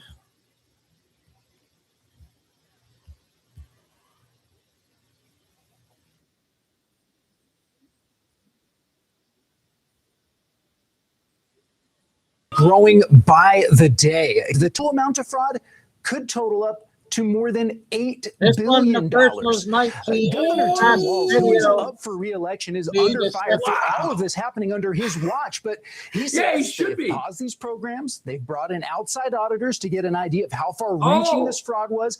They're taking steps to keep it from happening again. And he's defending his management of the state while also taking shots at Republicans and the president. Wow. And in spite of the headwinds we're up against, Minnesota ranks economically, economic growth, happiness, number of people insured. Yeah, the fraudsters are thrilled. They stole $8 billion. They're the happiest fraudsters out there. Fox News has obtained photos of one of the Somali illegal immigrants wrapped up in the Minnesota fraud scandal, posing with several high-profile Minnesota Democrats, including he's got his arm around Ilhan Omar and Governor Tim Walz. This is crazy. The man pictured is Abdul Dahir Ibrahim. He entered the country in 2000 and has had an order for removal since 2004. He also has a prior conviction in Canada for asylum and welfare fraud. As tells Fox News, Ibrahim was granted temporary protected status for 10 years, but should have never been eligible. Crazy. Minnesota Congresswoman Ilhan Omar responding to her state's massive welfare fraud scandal, pinning the blame not on the criminals, but those working to protect the American people. Oh, if there was a linkage in that the money that they had stolen going to terrorism, then that is a failure of the FBI and our court system in not figuring that out and basically charging them. Host of My View, Laura Trump, joins us now. Laura, thank you so much for joining us. So, what do you think about that explanation there? Ilhan Omar, she could not figure out how she was going to convince people that that was the case, but she said it anyway. It's ridiculous. Of course, the only failure here is from the people who are in leadership positions in Minnesota who allowed this fraud scheme to happen. And I'm looking at Ilhan Omar and I'm looking at Tim Walz, and they really are in the crosshairs of this whole thing. And a lot of people are wondering how it is humanly possible that this was allowed to happen. And this because they knew the scammers. Yes, she's very involved in several of the people who have gone on to be indicted and convicted in But she doesn't know how it one of happened. the biggest pandemic era frauds in America. The largest single entity within the Feeding Our Future fraud was a restaurant in South Minneapolis called Safari Restaurant. And The Ilhan Safari Omar has Restaurant. close ties to the owners Oh, and she does. operators of that establishment, a couple of whom have been And the other convicted guy. in the case. She at one time did a Facebook video filmed inside of the restaurant, and the video was filmed at a time while the fraud was actively going on. She did the video in the Somali language, endorsing the effort underway there, and the owner of the restaurant was later convicted on 21 felony counts. 21 counts, multiple fraudsters. And we're supposed to believe that this is not the fault of the people elected to serve the residents of Minnesota and America. No, it's the FBI. It's their fault. But listen to this. Designed with water repellent and insulated technology for both fan and player. The new era NFL Sidelines series, the official cap of the NFL Sidelines. Our wholesale partners rely on us for great coffee, and we rely on UPS to get it there. It's true. A Somali fraud ring in Minnesota stole over $1 billion from Medicaid. How did this happen? Well, Medicaid programs are run by the states, which in Minnesota means the Tim Walz administration.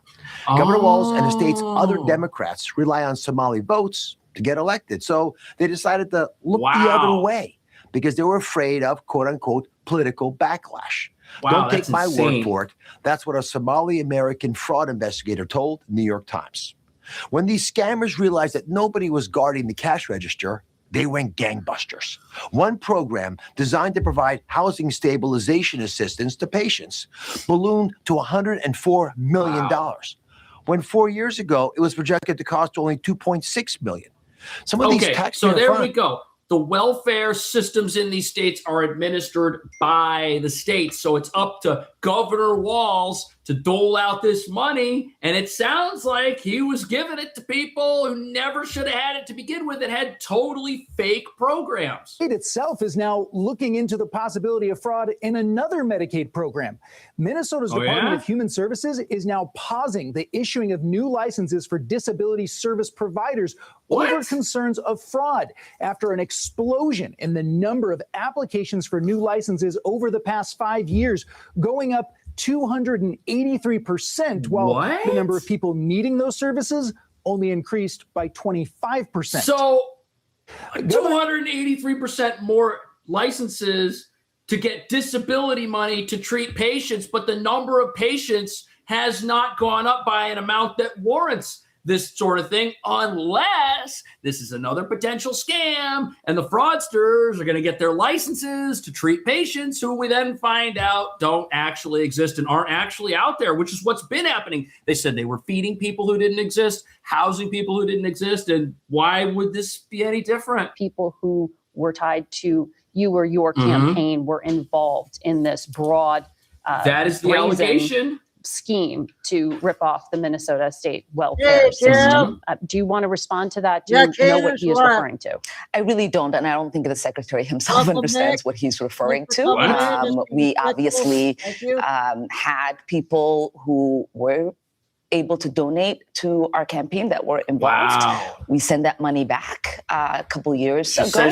And actually, I was one of the first members of Congress to send a letter to the Secretary of Ag asking them to look into what I thought was a reprehensible fraud that was occurring within the program. So after several years of this investigation happening and it being in the national spotlight for 2 weeks, now she comes out on Face the Nation and she says, you know what? I'm the one that reported this. I'm the one that's been looking into this. You should thank me for uncovering it. This is unbelievable. The largest COVID fraud scheme in the country.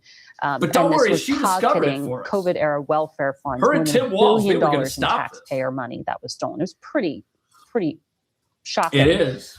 Of the 87 people charged, all but 8 are of Somali descent. And that has added to the spotlight being put specifically on your community. Why do you think this fraud was allowed to get so widespread? Well, I want to say, this also has an impact on Somalis because we are also taxpayers in Minnesota. She's right about we also could have benefited from the program and the money that was stolen. And so it's been really frustrating for people to not acknowledge the fact that we're also as Minnesotans, as taxpayers, really upset and angry. This is the first about I've heard that she's has upset. occurred. Mm-hmm. Yeah, there also wasn't a denial. That felt like sort of a tell to me. I think she knows much more about all of this than she's let on the whole time. As you allude to, she has plenty of associates, close friends, allies who are enriching themselves off of $250 million defrauded from one program alone, maybe $1 billion in the state. And this is money that would have gone to children being fed, the homeless being housed, and did not. That's what the compassion adds up to. But the fact is that a lot of people were making a ton of money off of this, and she just wants to lay it off on someone else. But ma'am, you're in charge. You're in charge of the district. You're in charge of making federal law and should be interested in checking where federal money is going, especially when it's supposed to go to the compassionate services that you're supposed to be all about. And as Dr. Oz told us, nobody wanted to check because when the scammers enrich themselves, what do? Even if they don't send that money directly to these politicians, since they're benefiting from politicians who aren't keeping track of where the money in the piggy bank ends up, they get out there and rally the troops. Who do they support? Who do they drum up rallies for and say, hey, this person's fighting for us. Hey, this person cares about feeding the sick. This person cares about housing the homeless. They're going to go out there and do all that stuff. They're going to help people get elected one way or the other because their presence in offices benefits them. And that is apparently both the Representative Omar here and Governor Walz. But that's not the situation here. And I think it's true for Tim Walz as well as Keith Ellison, who's on Tim audio, Walz. on tape, saying to the folks who defrauded Feeding Our Future, saying, I'll help you out with this. Let's get you out of this investigation. Like, these people were in on it. That's crazy, and that man. is the major People should part go to of this. jail. Tim Walz, they went after the whistleblowers, and I think that's part of the investigation I'm waiting to unfold. That's a big part of this. Apparently, when whistleblowers came forward and said, hey, we got this thing going on, they were retaliated against. There was government retribution for bringing this up. And then we have Representative Omar here saying, oh, I brought it up. But when other people brought it up, nope, they were told by the governor, don't do this. So somebody here is not telling the truth. That he is either turned a blind eye to, or for some reason has turned a blind eye to. We know the reason. Even some of his allies are saying that his political career is I don't over know. for Minnesota state senator and political They're still analyst in, stealing, Minnesota. apparently. This is he could get reelected. Ember Reichgott Jung, saying he is clearly vulnerable and, in my view, is riskier than any Democratic candidate that might run. So the worst thing about this is that he would have been vice president of the entire country. It's December for almost a full calendar year now. Had the last election gone differently, you think if Tim Walz was running America, do you think we would be hearing about any of this? Or do you think these investigations would all disappear? It's the current Department of Justice that is looking into this stuff. That's why it's getting such national attention. If he was in charge of this or pulling the strings in some manner, do you think we'd be hearing anything about it? Or do you think the industrial fraud complex in Minnesota would be rolled out from coast to coast? That's frightening. Anonymous longtime ally of Waltz's in Minnesota, a different person said, This it's is an clearly a important real video, I vulnerability. Even suburban dads would bring it up to me over the summer. Which is interesting because... Ready to complete the fit?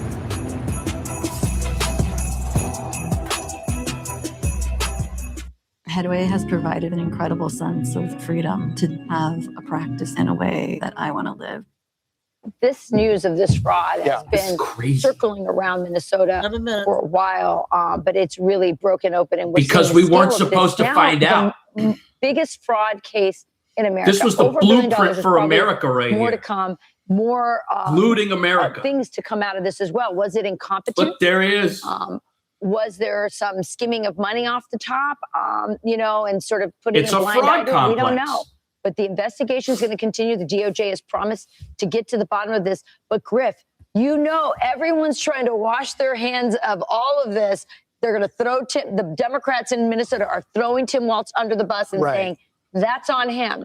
We don't know how far this goes. Well, the question is whether it's probably happening in other states. If it's happening in one state, because again, as we learned, welfare is administered by all of the states independently. People have alluded that this could be much bigger. Walz's administration was at best incompetent or at worst complicit in allowing this unprecedented fraud going on. Meanwhile, this triggered the Trump administration to go into Minnesota to go after particularly Somali illegal aliens that are protected in the sanctuary state of Minnesota, the sanctuary city of Minneapolis. Here, let me show you some of the criminals. Somali illegal aliens have been rounded up just in the past Let's learn week or about who so they're arresting in Minnesota. And these are the people, come with me, that Governor Walz wants to defend, praising the Somali citizens. Well, let's look at them.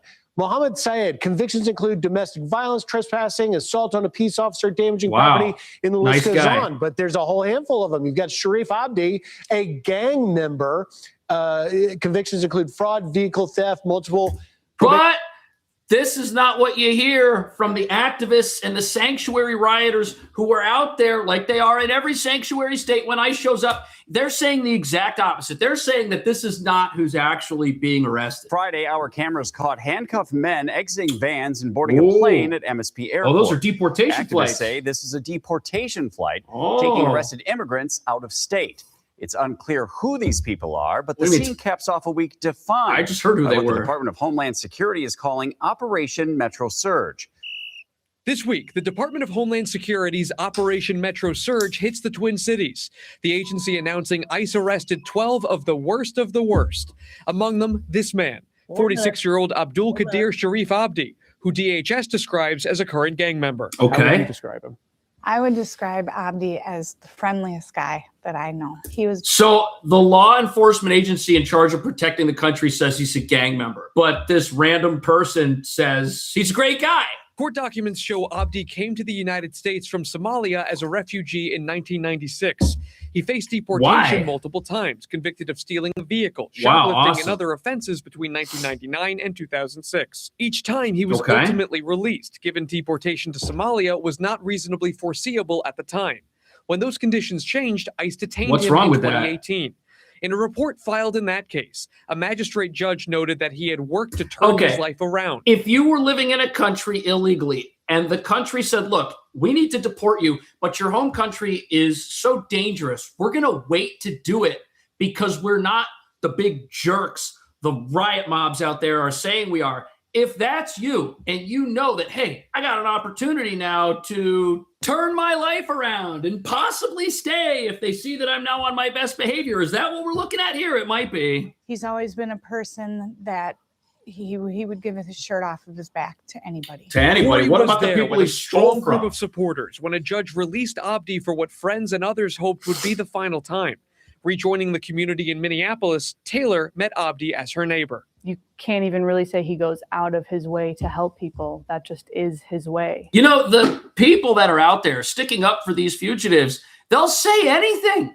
These are the same people that told us Kilmar Abrego Garcia, who was an MS-13 gang member who was caught on police body cam bringing a bunch of people through the country, which looked like some sort of human smuggling operation. We were told that he was a Maryland father by the people who defended him. That's what they say about everybody. They say everybody's wrongfully being deported, and they say everyone's being wrongfully attacked and that Trump is just a big disaster. 12 immigrants, 5 of them are Somali, have been detained as a result of Operation Metro Surge. What do you know? We know that it is a chaotic operation. We It know doesn't that the look work like it. they're doing seems to be somewhat scattered. And it Because at the times fugitives doesn't seem are like all over the federal place. agents know exactly what they are doing themselves. But the bottom Oh line my is this. goodness. We know they're targeting the Somali community. We just heard that they weren't. That's the lie that this whole thing is trying to be defeated by, is this lie that this is some targeted operation going after specific folks. But that's not what's happening. 12 immigrants, 5 of them are Somali, have been detained as a result of Operation Metro Surge. It's about enforcing the law. It's about enforcing immigration fraud, which defrauds the American people. And it's about enforcing welfare-related fraud. Some of these scammers were people who weren't in America legally to begin with and then helped rip off our country. Rhetoric that Donald Trump is putting out and calling them garbage. And our message is very clear. We're standing with our Somali community. They have made Minneapolis a better place. And by the way, they're American citizens. That is an important fact that is ultimately What about the 5 missed. people that just It's got not arrested like by ICE? You can go and deport a whole bunch of people that are here legally, that are American citizens, that have been contributing greatly to our city. All right. Look, I realize that an estimated, 90,000 people are being riled up by this language and being told that, hey, the president's out to get you, even though you're here legally. But we just heard about people who aren't supposed to be in America, who are part of these fraud schemes. Those people were not American citizens. Don't try to tell me that they are. And we're also seeing people getting loaded onto planes who are being deported, who were caught in Minnesota. Those people aren't American citizens either. ICE hasn't deported any American citizens, yet we're telling people who are American citizens that they should feel like they're in danger. The president called you a fool. It is mean-spirited. It doesn't do anything to actually further the discussion and contribute to democracy. At some point, you got to ignore some of the rhetoric that Donald Trump pushes out, but the stuff that is unconstitutional. I feel like we're listening to the same playbook that has been used against the president for the last decade since he's been in politics. Everything he does is unconstitutional. He's a big... Okay, that was a big one, I thought. I'm going to finish off with his second one, 15 minutes. But he does good with his intel. This will be the last one.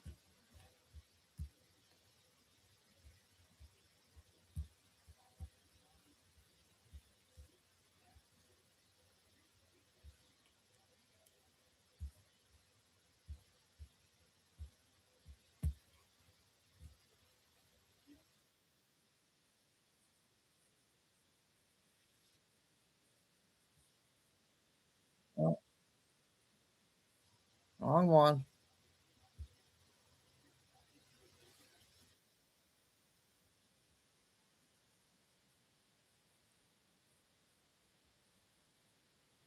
How can I answer like that? Are their plans were strike on Venezuela? Who would say that? So as the conflict with Venezuela heats up, President Trump has pulled back the curtain, so to speak, on America's new plans to oust Maduro from power while facilitating the return of hundreds of thousands of Venezuelan nationals who recently saw their temporary protected status in America expire. A reverse migration which will only add to the upheaval being experienced by Venezuela, which is on the brink of war.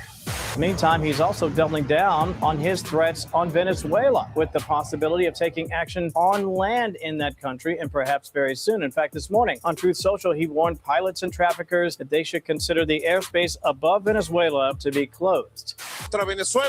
Everything that is being done against Venezuela is to justify a war, regime change, and to steal our immense oil wealth. Is this about getting rid of President Maduro? No, this is about many things. This is a country that allowed their prisons to be emptied into our country. They sent people from their mental institutions into our country, and we're getting them out. My family and myself, we are desperate because this happened so fast. She is one of 260,000 Venezuelans who live and work in the United States as beneficiaries of temporary protected status. But Friday before midnight, they will become undocumented immigrants. On Venezuela in particular, are Maduro's days as president numbered? I would say, yeah. I think so, yeah.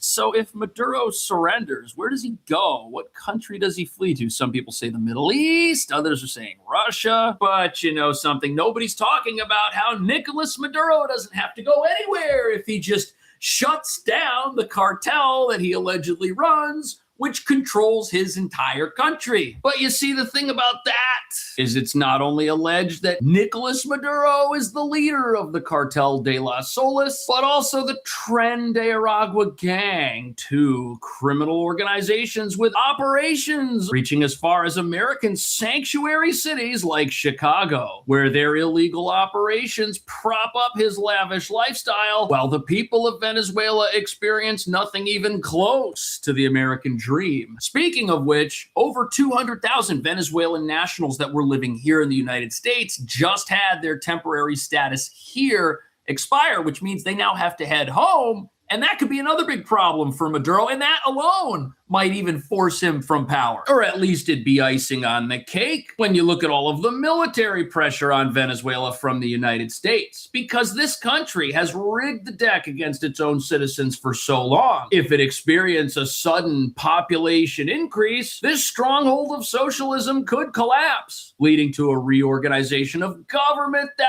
likely does not include one specific cartel kingpin. Which brings us to the real reason President Trump is putting so much pressure on Venezuela. The people of this country deserve a better future, one that's free from corruption and crime. And if the corruption and crime flowing out of this place disappears, the rest of the world is going to be better off, as sanctuary countries for criminals and fugitives do not add to world peace, harmony, or prosperity, as their only goal is to prey upon the law-abiding wherever they find them, whether it's in their home country or far from its border, like this. According to a post on their Facebook page, Kauai County says a total of 44 people were arrested as a result of 6 federal search warrants that were executed at multiple homes and one business on the Garden Isle.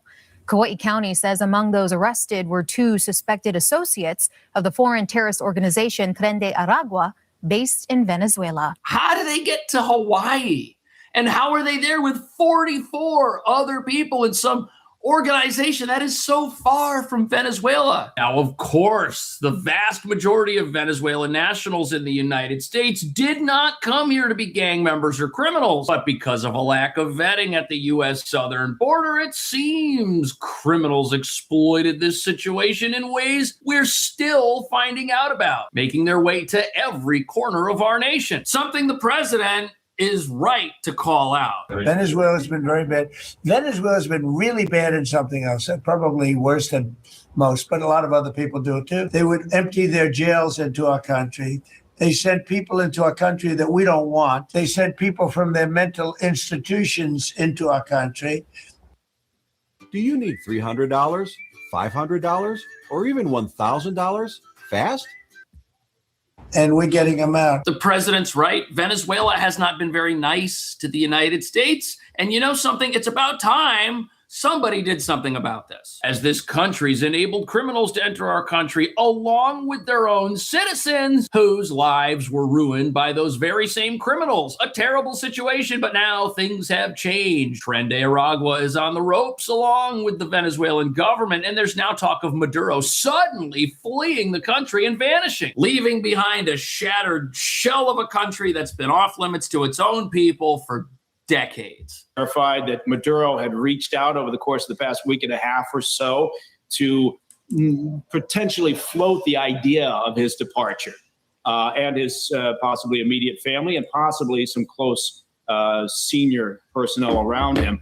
Whether that's true or not, it really is the goal of this entire situation, right? Is to get him to make that decision on his own, or to get his circle of advisors to tell him, now it's time for you to go. His circle of advisors. Are we supposed to believe that he surrounds himself with advisors who give him advice that he hasn't already decided he wants? I don't know if he has advisors who disagree with him a whole lot. But with the country's airspace now completely closed, this nation, which has unlimited potential thanks to its vast natural resources like oil, is now essentially frozen. A country cannot function if its waterways are closed and its airspace is closed. And the entire country is essentially in limbo. And if the criminals want to stay here, they can do so, but they're going to be monitored by U.S. assets out at sea and in the air, leaving them with no choice but to surrender. I'm surprised they haven't surrendered yet. Do you have any doubt that one way or another, Maduro goes and goes soon?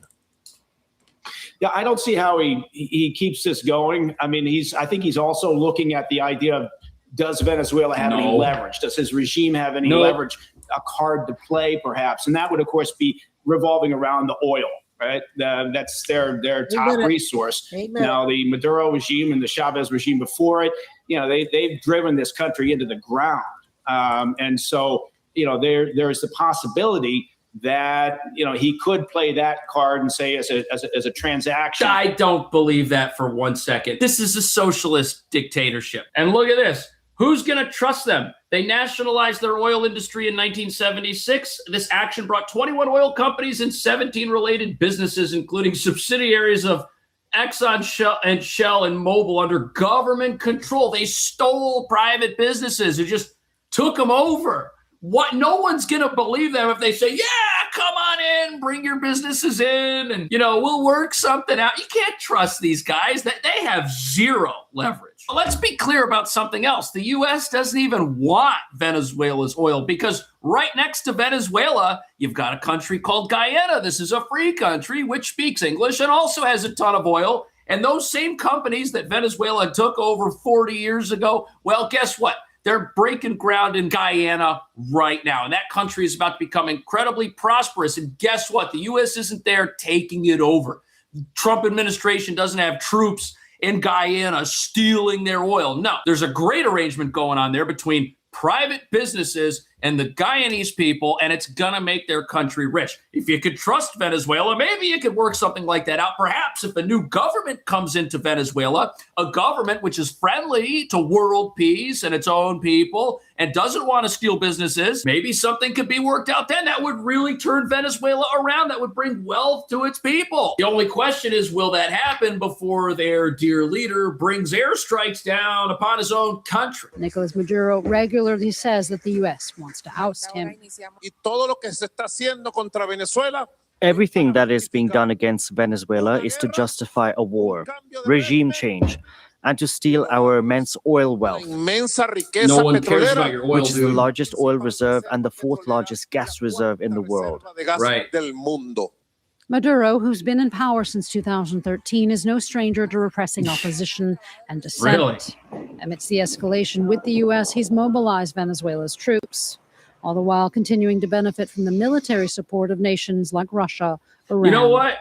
Typical communists. You give them a prosperous country with vast natural resources, and what do? They run that place into the ground and just turn it into a total disaster. This didn't make anyone rich. The people of Venezuela have not been made prosperous by their country's vast natural resources and their socialist government, which claims to be looking out for them and claims to have their best interests at heart. Far from it. The place is such a disaster. We've got 250,000 people from that country living in the United States that had to stay here for a few years while the place stabilized. It was in free fall for a while there, which is why this whole TPS thing happened to begin with. And now it's time for people to head back. But since this country's already falling apart, can't take care of the people that it has, if 250,000 new folks show up tomorrow, I mean, what's going to happen? That could be the end. Plus, these are folks who've experienced freedom in America. These are people who've experienced the outside world and have seen how much better things could be when a government does its best to work on behalf of the people, like our government has been doing for this year. The idea that you're going to have a massive number of people head home to Venezuela and just put up with a dictatorship, I don't know. I don't know if that's going to happen. My energy bill dropped from $150 to $50 by doing this. My friends laughed at me when I spent $49. But you're right. We have launched attacks against other nations who had harbored terrorists, who had given terrorists sanctuary. Yeah.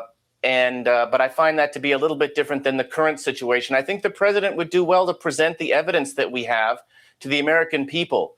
We're a bit wary, I think, U.S. citizens, of engaging in foreign conflicts. That's right. We saw what happened in Iraq and Afghanistan, where we didn't have a real clear handle on what our strategic objectives were. Yeah, our strategic objective was to waste money and have a forever war that enriched a military-industrial complex. At least it's my personal opinion on that. But Venezuela is different. We're not going to have to put troops in Venezuela. A few airstrikes would end this whole cartel sanctuary thing once and for all. We know where these places are. We've got satellites. We've got intelligence. If they've got, a whole bunch of places scattered throughout the country, if airstrikes take all of those out at once, precision strikes that only target the bad guys and don't hurt people who have nothing to do with the bad guys, the whole thing ends. There's not going to be criminals running around in the open. They're not going to be moving freely throughout this country. And I bet you that right there causes this Maduro to just get on a jet, pack his bags, and poof, he's out of there. And so that's what you see here. This show of force, this military there is not there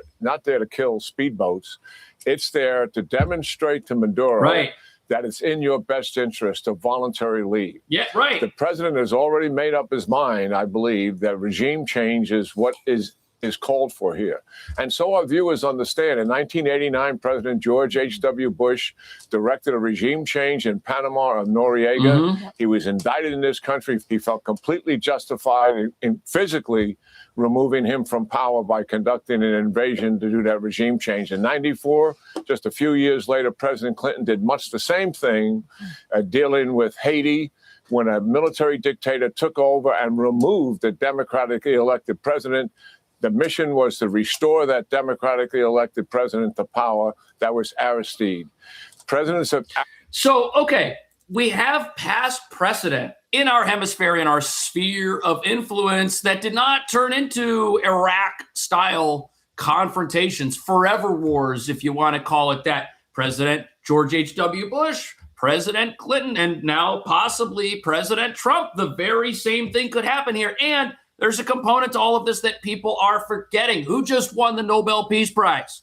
Who was it? It was the Venezuelan opposition leader. And we're supposed to think that this alleged cartel kingpin, Maduro, is better equipped to run his country into the ground than the Nobel Peace Prize winner is to restore it, make it better, bring prosperity and peace to this people? Do we really think she's going to come in, if she were to come in and form a new government or run it in some way, and be worse than Nicolas Maduro? Absolutely not. Yet we've got the progressives and the socialists here in American politics that are saying, oh, Trump is terrible. There's no evidence that Venezuela is a terrible place.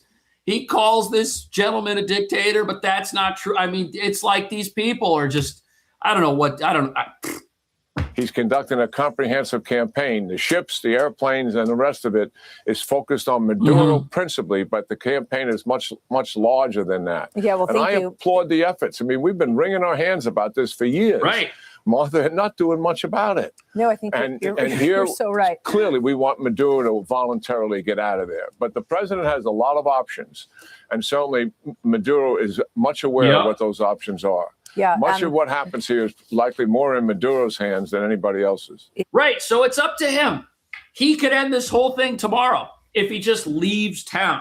I think it's probably too late for him to say, okay, yeah, I'm going to get serious about crime in my country and when we're going to open up reforms, because people don't trust him.